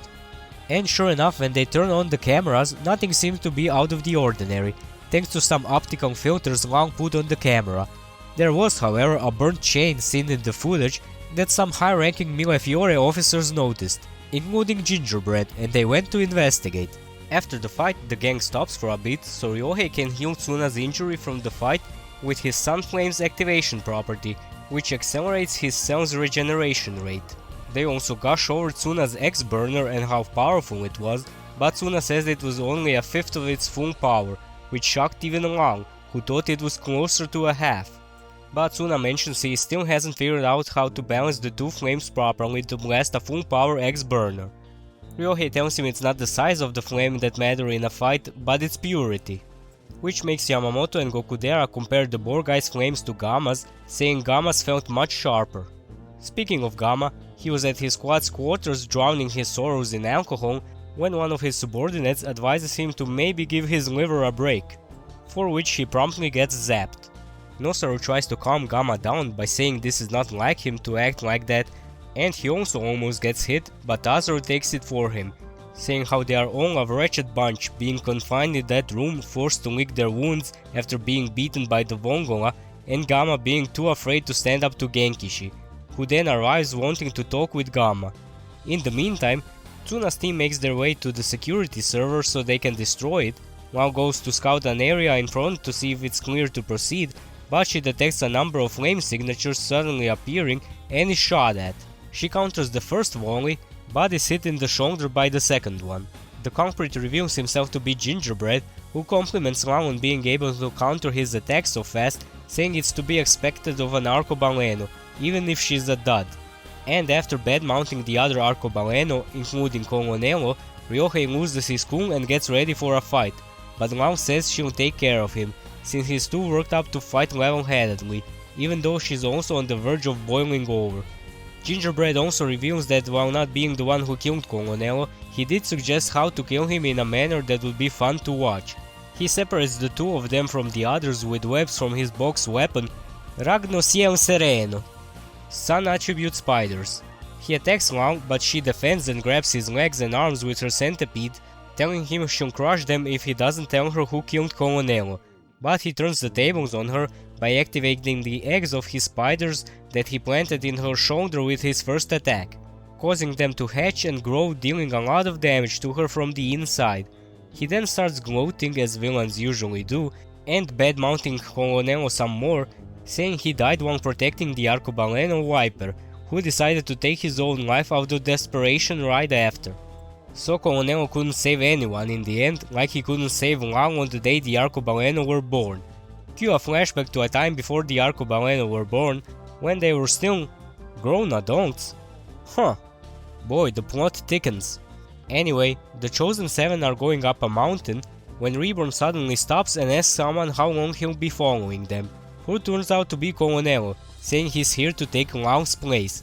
Once they reach their destination, they were all bathed in a bright light and emerged as infants due to the curse of the Arcobaleno, with Lang being only partially cursed because Colonello jumped in to take her place. They argue a bit after over why he did it, and he explains to her that her curse should wear off if she doesn't use the pacifier's power. She asks him what he'll do now, and he answers by saying he'll try living, which inspires her to move on and not doing the same thing as Viper after being cursed. She did manage to not use the power of the pacifier till now, but she decides to use it to defeat Ginger. She gets covered in blue rain attribute flames that were her original flames, and using their tranquility property, she prevents the spider eggs from hatching, so when Ginger wanted to activate one near her heart to kill her, it had no effect. She manages to get a hold of him and makes him lose consciousness with her rain flames, allowing for an opening to take him out. He tries to self-destruct, but she uses her centipedes as a shield in the nick of time. After the battle, it's revealed that this Gingerbread was a doll, controlled remotely, which got him the name Magician's Doll. Ryohei compliments her and says that while not defeating his killer, she did manage to get some revenge for Colonello. Gokudera asks Long to finally tell everyone the secret of the arcobaleno, but she refuses, saying if he really wants to know, to ask Yamamoto, since he heard it from Reborn, but he had promised Reborn not to tell them before they returned from the mission. The real gingerbread sounds the alarm and reports them to Irie, who is surprised to see the Vongola they were supposed to be attacking here in his base. The officers that notice the irregularity in the hangar explain what has happened, and Irie orders everyone to capture them before being cut off, because the security server was destroyed. He manages to get in contact with Spanner, a mechanic and Mosca tuning expert who was nearest to their location, and orders him to go intercept them. Spanner asks him for a detailed 3D map of the base so he can navigate it efficiently, to which the Cervello are opposed since he is a Black Spell member, but Irie allows it, saying it won't matter if he has the map or not. Tsuna and the rest plan their next move after destroying the server, but the next part of the plan is not possible to conduct, since it involved Long acting as a decoy while the others advance, but she's in no condition to do it after her fight. She suggests to leave her behind and continue the mission without her, but they all refuse since they don't want to lose anyone. So Tsuna volunteers to take her place, since speed and maneuverability are important for this role, so he's the other best candidate. Everyone agrees with him, even Gokudera, though reluctantly so they leave it to him while they move forward. He faces against 4 of Spanner's Mosca, in what appears to be a sewer. He remembers how they had a strategy meeting involving Mosca in the past, where Long told them the new Shao Mosca are far superior to the Gola Mosca, and they have flames stored inside them so they are completely unmanned, which was a relief for Tsuna since now he didn't have to worry about hurting anyone once he destroyed them. He manages to drown one of them, while the remaining 3 attack him with tear gas missiles that make him retreat to the water, from which the Mosca he drowned emerges and grabs his legs, allowing the other Mosca to get a hit in. Once they are all underwater, he manages to escape and rushes to the surface so he could use the Dying Wheel 0-point breakthrough first edition to freeze them all. They fire a blast from their chest at Tsuna, breaking through the ice, and since the only thing that can do that are Dying Wheel flames, he absorbs them with the Dying Wheel 0-point breakthrough custom. Spanner is interested in how much that boosted Tsuna's fighting capabilities, so he asks him over the speaker. Tsuna doesn't answer that, so he sends a Mosca at him so he can gather his combat data again, and determines it was a 1.7 times boost, so he shows him how the big boys do it, and makes 2 of the Mosca aim their flames at the third so it can absorb them, becoming the King Mosca, with a 10 times power boost, and proceeds to beat the snot out of Tsuna. Tsuna plans to fire an X-burner at King Mosca, since he now has a stable footing because of the ice, but the Mosca's mobility is a bit problematic, so he tries to take out its thrusters first. This makes Spanner switch to ranged attack mode and fire Dying Wheel flame blasts with additional projectiles mixed in so Tsuna can't absorb them, and he manages to destroy the ice platform so Tsuna doesn't have a footing for the X-burner anymore. Right then, Reborn re-establishes radio connection with Tsuna, having heard snippets from the fight before, and he tells him to just do it. Just do it! So Tsuna fires an X-burner while in the air, completely toasting the King Mosca, but he also blasts himself back into a wall. Spanner emerges from the first Mosca Tsuna destroyed and prepares the great anime equalizer, the good old 9mm. You know what they say, God didn't make all men equal, Mr. Conk did.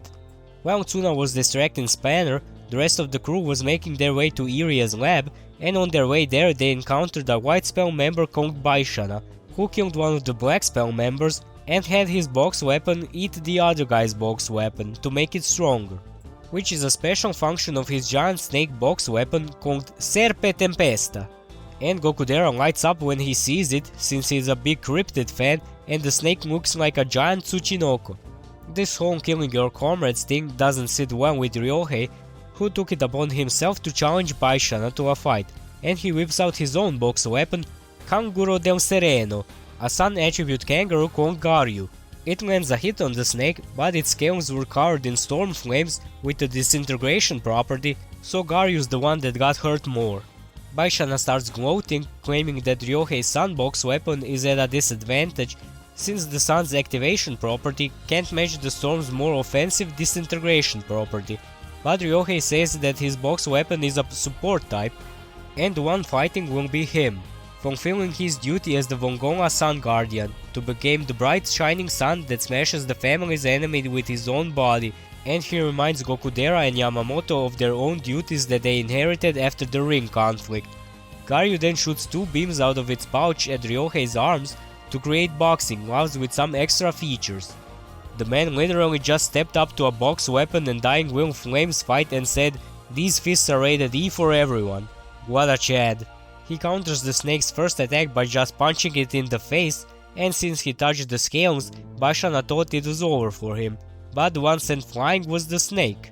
The storm flames did nothing to him, since his gloves are made from a special plant charged with sun flames, meaning they have cells that he could recover with his flames activation property faster than they were destroyed. So Baishana sends his other box weapon at him, a swarm of stag beetles. They moved too fast for Ryohei to hit, and they were about to corner him, so Garyu shot another 2 beams at his legs to get him some flame-propelled boots, so he could dodge in the air, but the snake was waiting for him there, and the beetles were approaching from the other side. But they self-destructed when their flames went out of control because Ryohei used his sun flames on their flames to make them go berserk with the activation property. Man, I'm loving all the different interactions between the flames properties so far. Seeing that and realizing his chances are getting slim, Baishana decides to run away. At that time, Irie managed to recover some comms in the base, just in time for Baishana to send an SOS to let them know the Wongonga are kicking their ass before getting cut off. Ryohei pursues him and is being pursued by the snake, so he smacks it one final time with his new move, Maximum Ingram, sending it flying towards Baishana, taking care of both of them in one fell swoop, allowing them to continue on with their mission. In the meantime, Spanner got in contact with Irie, saying Tsuna destroyed his 4 Mosca, but was injured in the fight and sent flying towards the canal, landing somewhere in the water, so Irie sent a search party to find him and recover his ring. Tsuna, however, was alive and well in Spanner's room, recovering from the fight. Spanner saved him, saying he couldn't kill him in person as opposed to letting his Mosca do it, since it didn't feel right, and Tsuna scolded him that none of those things are right. And he was shocked when he learned that Spanner was in one of the Mosca, since he thought he wouldn't hurt anyone when fighting the new model. This made Spanner even more interested in Tsuna, who he saved because he wanted to see the complete X-Burner that managed to destroy his King Mosca, and he was gonna help him complete it. Irie then decides to take some direct action and activates his own box weapon, which is the entire base everyone is currently in. Since the base is composed of rooms that are squares of equal dimensions and there being multiple empty spaces between the rooms, he can move the blocks like a giant 3D jigsaw puzzle, making completely new room layouts, confusing friend and foe alike. He managed to separate the gang into groups of Yamamoto and Lao and Ryohei and Gokudera, and made new paths for them to follow according to his plan. This made Spanner's room gain some more altitude, so the Wongonga base got signal to Tsuna's headset, but instead of just audio, a whole-ass hologram of Reborn was broadcasted to Tsuna and Spanner, which Reborn kept a secret from Tsuna so he can surprise him, and he sure succeeded. Reborn asks Spanner how he plans to complete the X-Burner, and he explains that it's out of balance because Tsuna doesn't place his hand perfectly symmetrically to each other and the strength of the flames are not completely equal. So to fix this, he'll make display contact lenses that would show him the position of his hands and the strength of the flame in each hand, and when they all align, the X-Burner is safe to fire.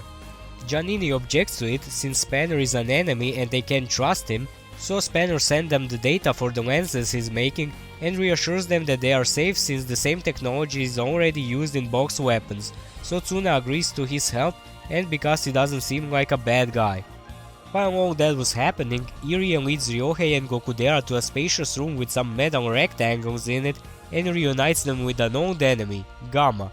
Gokudera naturally wants to fight him immediately to pay him back for the humiliation he suffered at his hand last time, but Ryohei ties him up with some Dying Will flame rope to make him cool down a bit and proceeds to challenge Gamma himself. Gamma tells them they'll be leaving their rings and their lives here since he's not the same person he was before, and not even 2 Hibaris could defeat him now. When asked about what gives him such confidence, he just says that a goddess smiled on him. Ryohei starts the fight by charging at him, but Gamma dodged and fires his billiard balls at him. Ryohei gets behind one of the containers from which the bombs bounce off of, but they get information above him, blasting him with the lightning flames. Gamma then sets his sight on Gokudera, but just as he was about to launch an attack, Ryohei gets back up, healing himself with sun flames, and basically says, I didn't hear no bell. When Gamma launches another attack on him, Garyu goes for Gamma, who is now without a defense, but his bombs change course and go for Garyu instead, putting it out of commission. And then he zaps Ryohei again. Gokudera tries to reach one of his boxes, but the only one he can reach is the one with his cat Uri. He tells it to bite through the rope, but it still won't listen to him, and attacks Gamma instead. But before Gamma could hit it, Ryohei pushes it out of the way towards Garyu, after getting himself healed up again. He gets hit by another attack from Gamma, and knowing he can't keep up his healing for long, tells Gokudera that the ropes will disappear once he goes down, and since they are similarly hot-headed, he tells him not to be hasty, after which Gamma gives him the 10 count. He prepares to deliver the finishing blow, just to be sure, but Ryohei is shielded by Gokudera's box weapon, which he could now deploy once he was free of the ropes. Gamma comments on the weapon's design, saying it's an Innocenti original since he was the most artistic of the box weapon designers, and that he would be able to sell such a rare box for a hefty price once he takes care of Gokudera. To which Gokudera replies that he doesn't care about what the box is as long as it helps him defeat Gamma.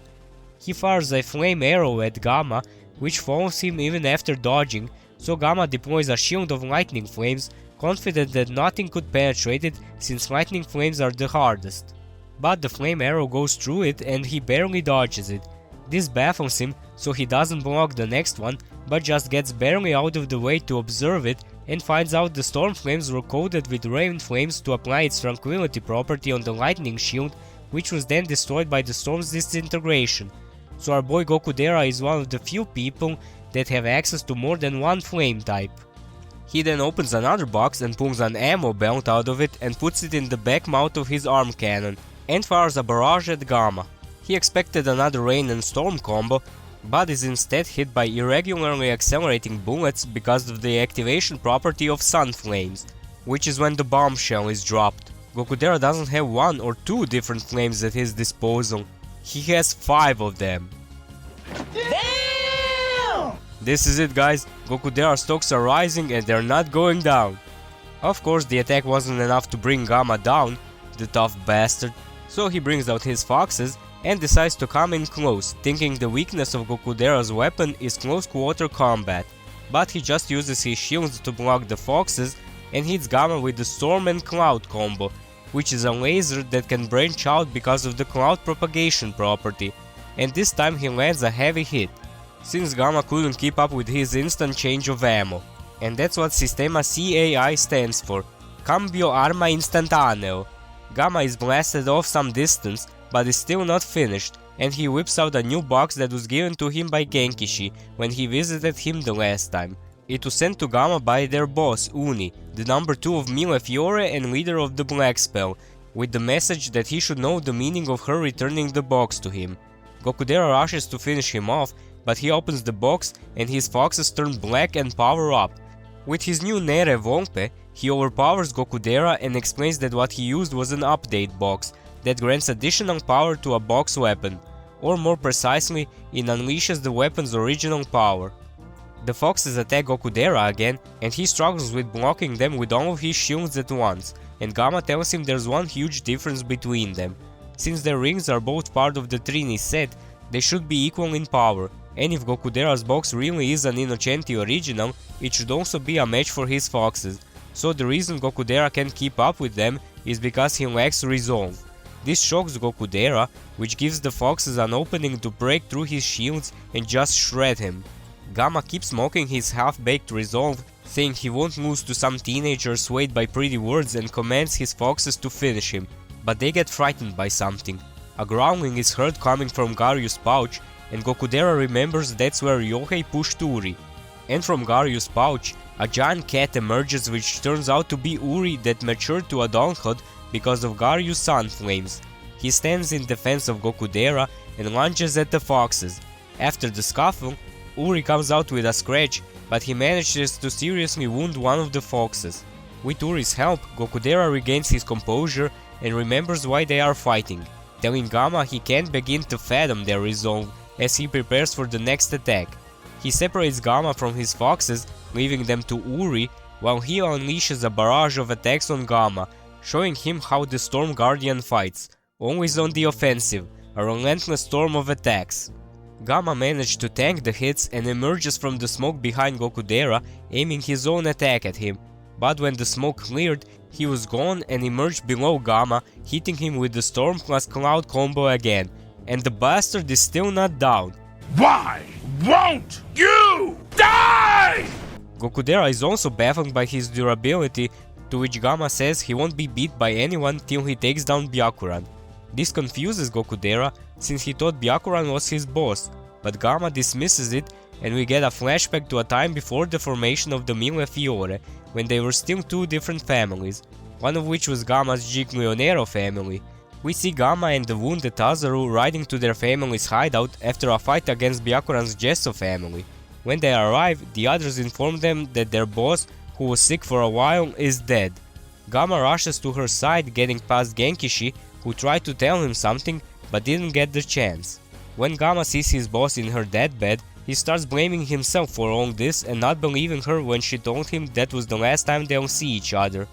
Suddenly, a girl comes up from behind him, saying it's not his fault and that her mother doesn't blame him either. He looks at her and notices the necklace his boss was wearing around her neck. Genkishi then arrives, telling him that Uni is the boss's daughter, who she had in secret from the family since she didn't want to involve her with the mafia. They also didn't believe it at first, but they did a DNA test and it came out positive, and that makes her their new boss by mafia laws. Gamma still doesn't accept Uni and tells her to get out, saying how could she call herself the boss's daughter and just smile when her mother was dead. He then grabs her by the arm and notices her sleeve is wet from her wiping her tears, which makes him remember a moment he had with the previous boss, when he was comforting her after some family members' deaths. He called her out for crying when she was denying it, since her sleeve was wet, and the reason she gave him was something her mother told her: if you want others to be happy, smile. This makes him recognize Uni as the boss's daughter, and he pledges his allegiance to her and calls her princess. She even reads his thoughts, which was also something she shares with her mother, so that also convinced him.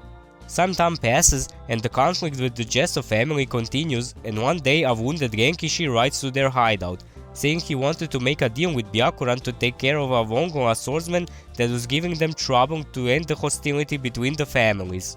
But he didn't want to trouble Uni with it since she hates fighting. When she sees him, she rushes to his side and he apologizes for his failure, but she says it's fine and she understands how he feels.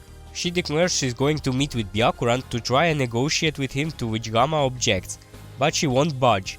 They arrive at the Gesso family base and meet Byakuran, and him and Uni immediately recognize each other despite never meeting before.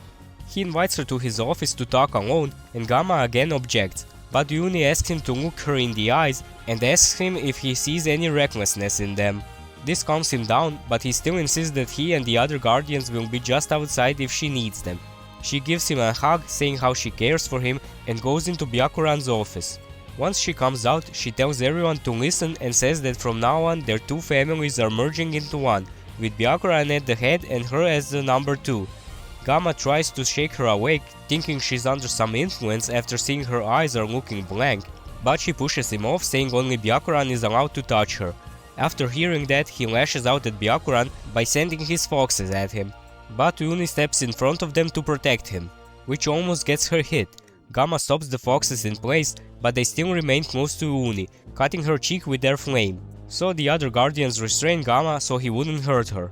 After the formation of the Mille Fiore, he gives the update box to Uni, saying her mother gave him this box to protect the family, and he has no intention of using it for the Mille Fiore.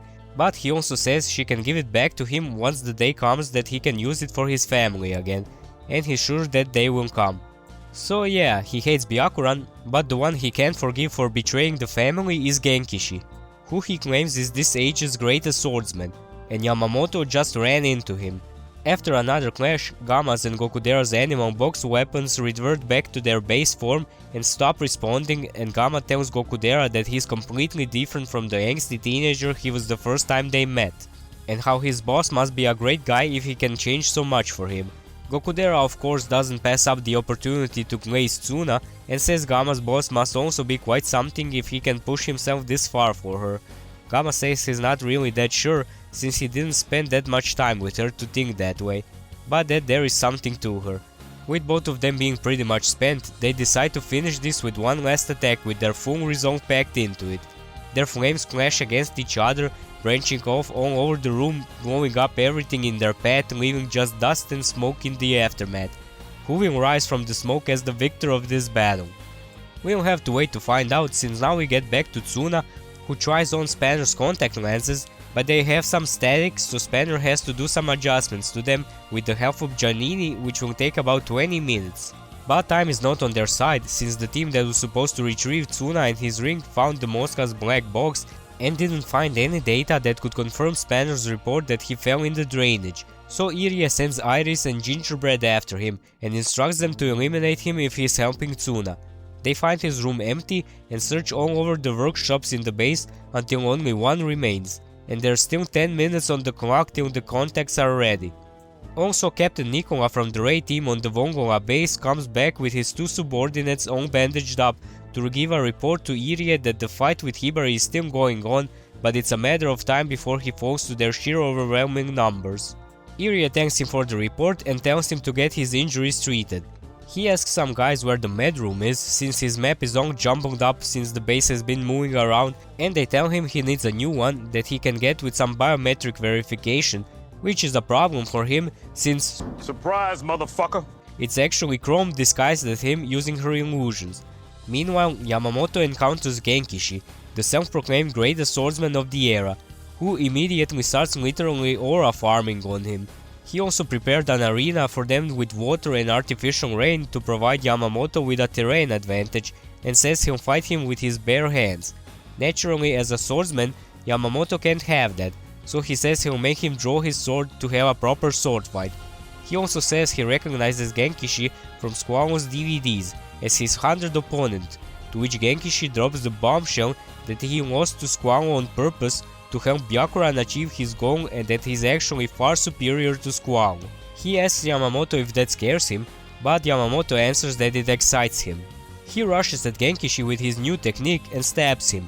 Well, yes, but actually no. What he stabbed was an illusion, and suddenly two Genkishis are next to him and hit him in the neck. But Yamamoto outsmarted his outsmarting, because what they hit was a water clone made with his reflecting rain technique, after which he goes into surging rain, making Genkishi dodge in the air, and he busts out another new move, Beccata di Rondine, which makes Genkishi draw his sword, gliding it along the side of Shigure Kintoki and grazing Yamamoto, who is content that now they can have a proper sword fight, and they rush at each other. Genkishi creates more illusions, which Yamamoto quickly dispatches, and then he jumps him, having grown two new arms to hit him with all four of his swords at the same time. Yamamoto blocks it, but is sent flying back, and to make things worse, his Shigure Kintoki breaks from the impact. Genkishi declares his victory after that, saying he is in a different league from Vongola swordsman and that he successfully faked his death against Squallow because of his superior skills and starts aura farming again, which makes Yamamoto remember a video of one of Squallow's matches. After he won, he starts talking to Yamamoto directly through the camera, how once in a while he'll meet foes that will scare him to his core, and as a swordsman, he won't be able to back off from some of those opponents, so all he has to do at that time is win. This gives him the courage to stand up again and hits Genkishi with a bombshell of his own, that Squallow knew he lost on purpose, and he gave Yamamoto a hint to beating him in the video of their duel. After which Squallow was quick to return home to escape from Genkishi's territory, saying that he trained to use his flame to strengthen his illusions so that they can even fool a camera, and if they looked at the match site later, they won't be able to find a piece of his broken sword, and the only way to see through such illusions is to trust your instinct. And with Yamamoto's instinct telling him the cracks on his sword are an illusion, he rushes again at Genkishi, and when they clash swords again, the illusion is broken and Shigure Kintoki is whole again. When asked how he was so sure it was an illusion, Yamamoto said he swings his sword every day, so even if a fraction of a gram was missing from it, he would notice. Then Genkishi goes numb since Yamamoto hit him with Attacco di Squallow, which paralyzes the opponent with a shockwave from the impact, and he infused it with rain flames, so its tranquility property strengthened the effect and made Genkishi's entire body grow numb. He tries to back away, but Yamamoto is on his heel, ready to hit him with another scontro di rondine, but he literally hits a wall, face first as well. Genkishi reveals the room they were fighting in was an illusion created with his mist box weapon that has the property of construction, but that wall Yamamoto ran into is very real. So yeah, Yamamoto is out of commission because of a wall. Man, the power scalers are gonna have a field day with this. At that time, Iria gets notified about intruders that snuck in the base, disguised as Captain Nicola and his two subordinates. Two of them are revealed to be Chrome and Kusakabe when they jumped the squad that was sent to retrieve Gokudera's and Ryohei's rings after his fight with Gamma. So one more intruder is unaccounted for, and they also have Lambo and Ipin in tow. And Lambo just casually whips out an RPG out of his hair that they used to breach the door to get to Gokudera and Ryohei. Iria sends another squad to get all of them and their rings, thinking everyone is down for the count from the intense fight, and Chrome is barely standing because she hasn't recovered completely yet. The extraction team busts inside, where they are greeted by Gokudera, who is still fighting fit. Iria assumes it's because Ryohei healed him with sun flames, and sure enough he also shows up fit as a fiddle. But then Yamamoto also shows up, and knowing that the real Yamamoto was taken out by Genkishi in a completely different part of the base, Iria concludes those must be Chrome's illusions and orders the men to ignore them. They do so, but are then attacked by the illusions, and the hits are real, because Chrome was projecting the illusions on top of Kusakabe, Lambo and Ipin, who took care of them, so they can continue their search for Gokudera and Ryohei. Back to Yamamoto, Genkishi is about to finish him off, but Lang masters her remaining strength to pull him towards her with her centipede, but Genkishi just cuts it and is about to cut Yamamoto when the wall behind him breaks, revealing the identity of the third intruder that came to the base, which is none other than Hibari. The man just loves coming in clutch. He asks Genkishi if the white round device is close, but he doesn't answer and just uses his box weapon to create an illusion of a forest clearing. Hibari senses some invisible attack heading towards him, so he dodges. Genkishi then tries the direct approach, or so it seems, but it's another illusion, which Hibari easily counters, saying he's familiarized himself with illusions since he hates them so much. He's actually using the flames from his ring as a radar, detecting changes in vibration in the air in the area around him. He tries breaking the illusion Genkishi cast with his box weapon by destroying the forest with his hedgehog, and simultaneously attacking Genkishi so he can concentrate on maintaining the illusion. And he reveals his box weapon to be a bunch of slugs, called Spettro Nudibranchi, which he can also fire at his opponents as missiles. But as the fight goes on, Hibari starts losing a lot of rings, leaving him with only 3, so he decides to use them all for a big attack, saying he's on a tight schedule. He jams all 3 rings into his box to create a giant needle sphere trapping himself and Genkishi inside, where no box weapons could be used, just straight hands. And the oxygen inside is being used up from the high density of flames used to make the sphere. Genkishi knows that he must be quite confident in his combat skills, but he's not the only one, since Genkishi uses his box weapon not to compensate for his poor swordsmanship, but rather to conceal the overwhelming strength of his sword. Okay. They start fighting and are about equal at first, but Genkishi starts gaining the advantage since he still has his ring to boost his swords with, while Hibari has none left. As the fight goes on, Hibari's tonfa get more damaged and he gets covered in cuts, but he still keeps coming at Genkishi, smiling and enjoying himself, which freaks Genkishi out, and honestly, I get it.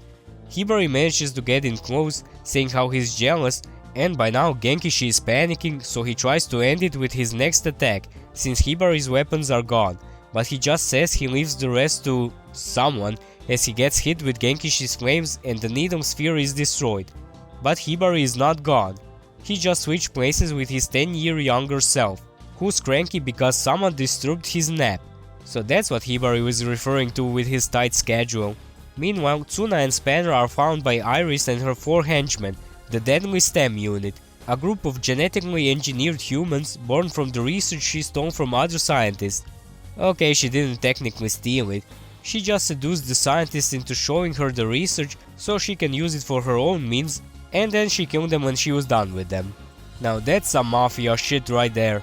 Tsuna gears up to fight them, but Spanner advises against it since he wants to use the unit's data to simulate a fight with his King Mosca that was giving Tsuna a hard time, and the Mosca were completely annihilated. But Tsuna squares up anyway and tells Spanner to finish the lenses while he deals with them. He gets tossed around by the STEM unit for a while, since he was caught off guard by their ability to bonk up their mass and stretch their limbs thanks to the propagation property of Iris's cloud flames. He gets thrown through a wall into the next room over, but when Iris lifts the wall, he locks in and starts busting heads. Spanner is surprised Tsuna's doing so well against them, and Reborn explains there's two reasons for that. The first is because he got considerable experience while fighting the King Mosca, so he leveled up his fighting strength. And the second is because he's fighting living beings, and he can predict their moves based on the movements of their muscle with the help of his Vongola hyper-intuition. Iris notices Spanner tinkering with something, so she attacks him with one of her minions, while the rest are keeping Tsuna occupied. And Spanner would have been flattened if not for the MVP of the fight, the mini Mosca that was keeping an eye on Tsuna while Spanner was working on the lenses, so he wouldn't escape. It starts fighting the STEM unit member to protect its precious creator by throwing everything it had on it. Which wasn't much since it had no weapons whatsoever, meaning Spanner was threatening Tsuna with a glorified microwave. The bones on this man.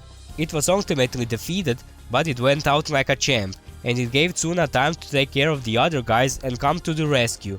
But Gingerbread also arrives to help out Iris, who whipped her minions into shape in the meantime. Quite literally, I might add. And they focus on taking out Spanner first, so he can't complete the lenses. The STEM unit holds Tsuna in place while Gingerbread shoots some projectiles at Spanner, who runs away while still working on the lenses. He gets hit eventually, but he finishes his work, and with his last bit of strength, he lifts the lenses so Tsuna can grab them. He frees himself from the grip and rushes to get them while being shot at by Ginger, but he gets to them in time, telling Spanner to stay awake a bit longer so he can finally show him the complete X-Burner. He tests out the lenses by doing some maneuvering, and when he concludes they work as intended, he starts the X-Burner sequence, which shows the flame pressure in both gloves with a green arrow for soft flames and red arrow for hard flames. He fires a massive blast of soft flames behind him and starts building up hard flames in the other arm. Iris and Ginger are warned not to take the blast head on, since it's very powerful, so Iris orders the STEM unit to form a defensive wall to protect them.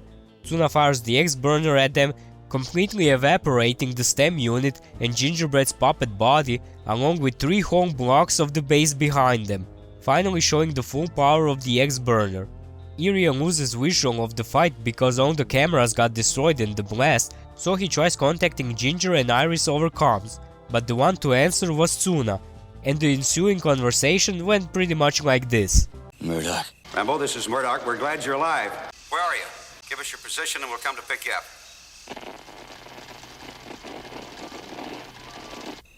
Murdoch. I'm coming to get you. After that exchange, Tsuna gives Spanner some first aid and they blast off towards Iria's lab to get some answers out of him. Meanwhile, Hibari gets in a fight with Genkishi for hurting the students of his school and more importantly, for having eyebrows which are against school regulation. That's not a joke, by the way. The fight doesn't really go in Hibari's favor since he can't land a hit on Genkishi. He gets praised for adapting to Genkishi's moves somewhat, but he still can't hit him and is dealt a devastating blow to the head, which Genkishi thought killed him, but Hibari stands up just fine. Genkishi starts thinking that maybe Hibari somehow knows how to fight with rings and boxes, so he shows him his box weapon and asks him if he knows what that is. Hibari thinks it's a music box, so Genkishi gives up on that idea and accepts that it really is Hibari from 10 years ago. He uses his box weapon and shows Hibari an illusion of numerous missiles surrounding him to make him better understand his current situation, and then turns them invisible. He fires his Petro Nudibranchi at him, but he's shielded by Gokudera, who is carried there by Kusakabe along with Ryohei. Hibari reprimands Kusakabe for forming a crowd and tells him he'll bite him to death later. Kusakabe tells him to use the ring and box that's at his feet to fight. He says he doesn't know about the boxes, but Dino did explain how to light the ring's flame to him after the ring conflict, saying the rings will be at the center of future conflicts in the Mafia world. He gets warned about an attack from the back by Chrome, which made the flames on his ring grow even more, revealing that Dino told him that to make the flames stronger, he has to be pissed off, which is a very on-brand type of resolve for Hibari. So no wonder that after getting saved by others 2 times in a row would piss him off to that extent, since he hates owing people favors. And since he has the Wongonga ring, it can withstand his awesome flames. Hibari takes Kusakabe's advice and picks up the box left from future Hibari and jams all those flames inside. So when the hedgehog comes out, it's absolutely sloshed, since the sheer volume of flames were too intoxicating to it. Its needles keep expanding and contracting uncontrollably in this state, so when Hibari reaches out to it, one of the needles pierces his skin and draws blood, which sends the hedgehog in a frenzy because it hurt its master. And it starts propagating out of control, forming numerous needle spheres that keep growing and multiplying. It separates them from Genkishi and leads them to a room that Iria seals off and makes the walls close in on each other, threatening to make them a Wongonga sandwich. While all of that was happening, Tsuna was on his way to Iria's lab with Spanner, where he was met with various traps Iria sent his way, but Spanner had countermeasures for most of them. What he didn't have a countermeasure for, however, was what waited for them at the final block before the lab, namely Genkishi. Seeing him there worried Tsuna, because he was supposed to be fighting Hibari and the others. Genkishi tells him he took care of them, which made Tsuna angry, and he lunged at Genkishi, who easily countered his attack.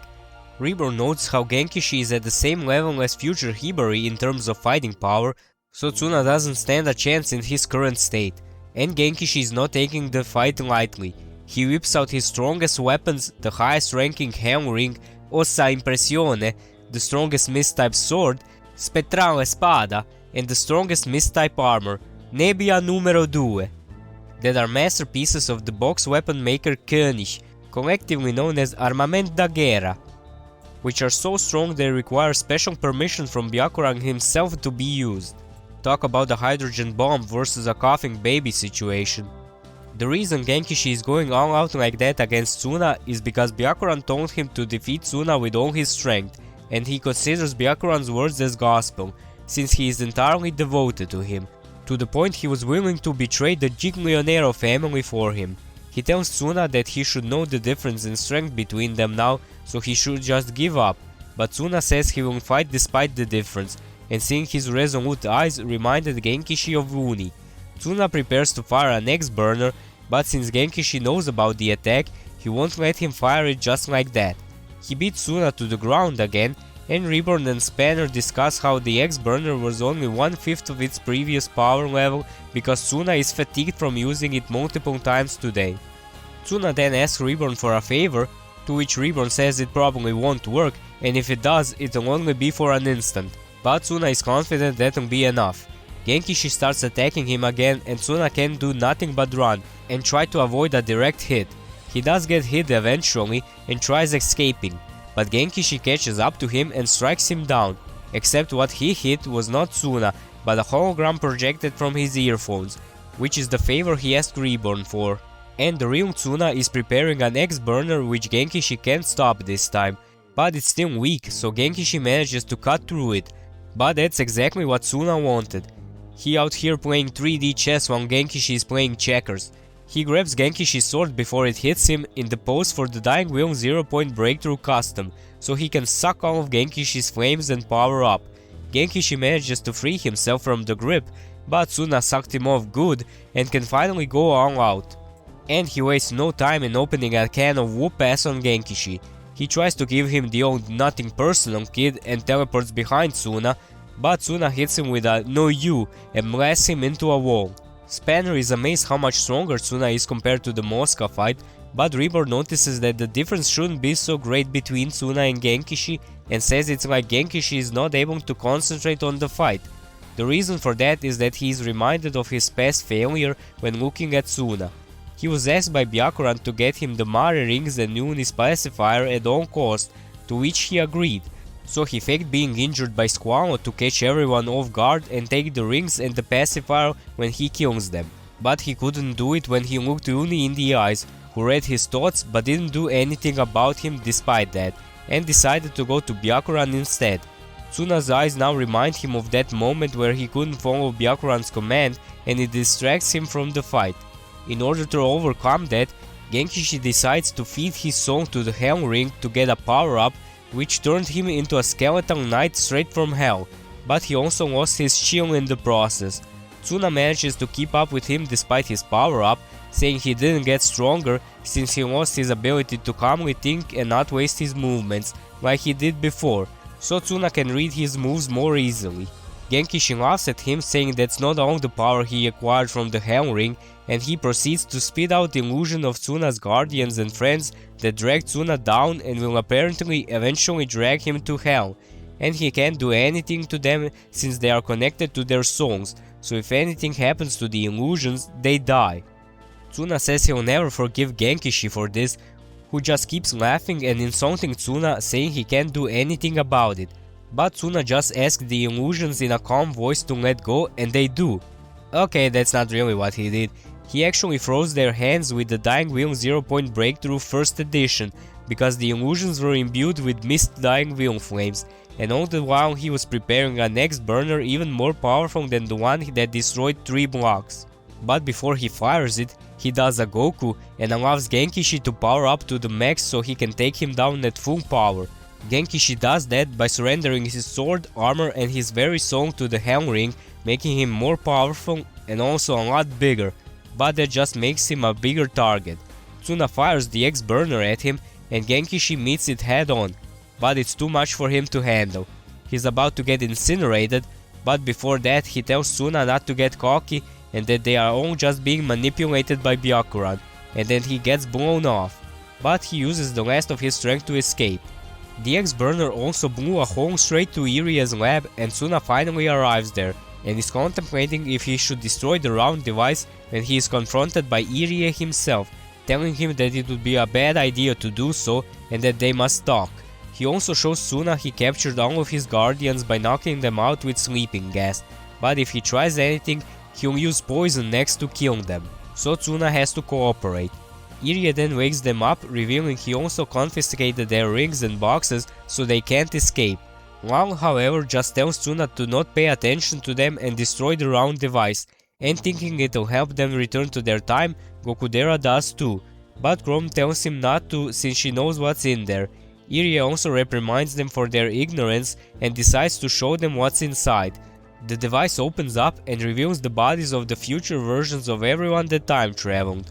Irie explains those are holograms, but the real bodies are stored in the device reduced to their molecules. He explains how he brought them to the future using the 10-year bazooka by using the device to stop their future versions to swap places with them in the past, so it would not disturb the Trini set policy. They ask him how he knows about the 10-year bazooka in the first place, and Reborn deduces that since he knows about it, he must be the one that sent him to the future. Irie admits he used the non-Trini set policy in the past to immobilize Reborn so he could be hit by the bazooka, and that in the past he had access to technology from this time. Tsuna asks him why he did all that, and he answers that in order for Byakuran to take over the world and build a new one, he needed the Vongonga rings, who together with the Mare rings and the Arcobaleno pacifiers make the Trini set, which is made from the core that was the foundation of the earth. He says it's up to them to believe him, but the Arcobaleno who were made part of the Trini set in order to protect it should know what he's talking about. That's all the explanation he gives them before leaving, and letting his Cervelo assistants take Tsuna's ring under the threat of killing his friends if he doesn't. But then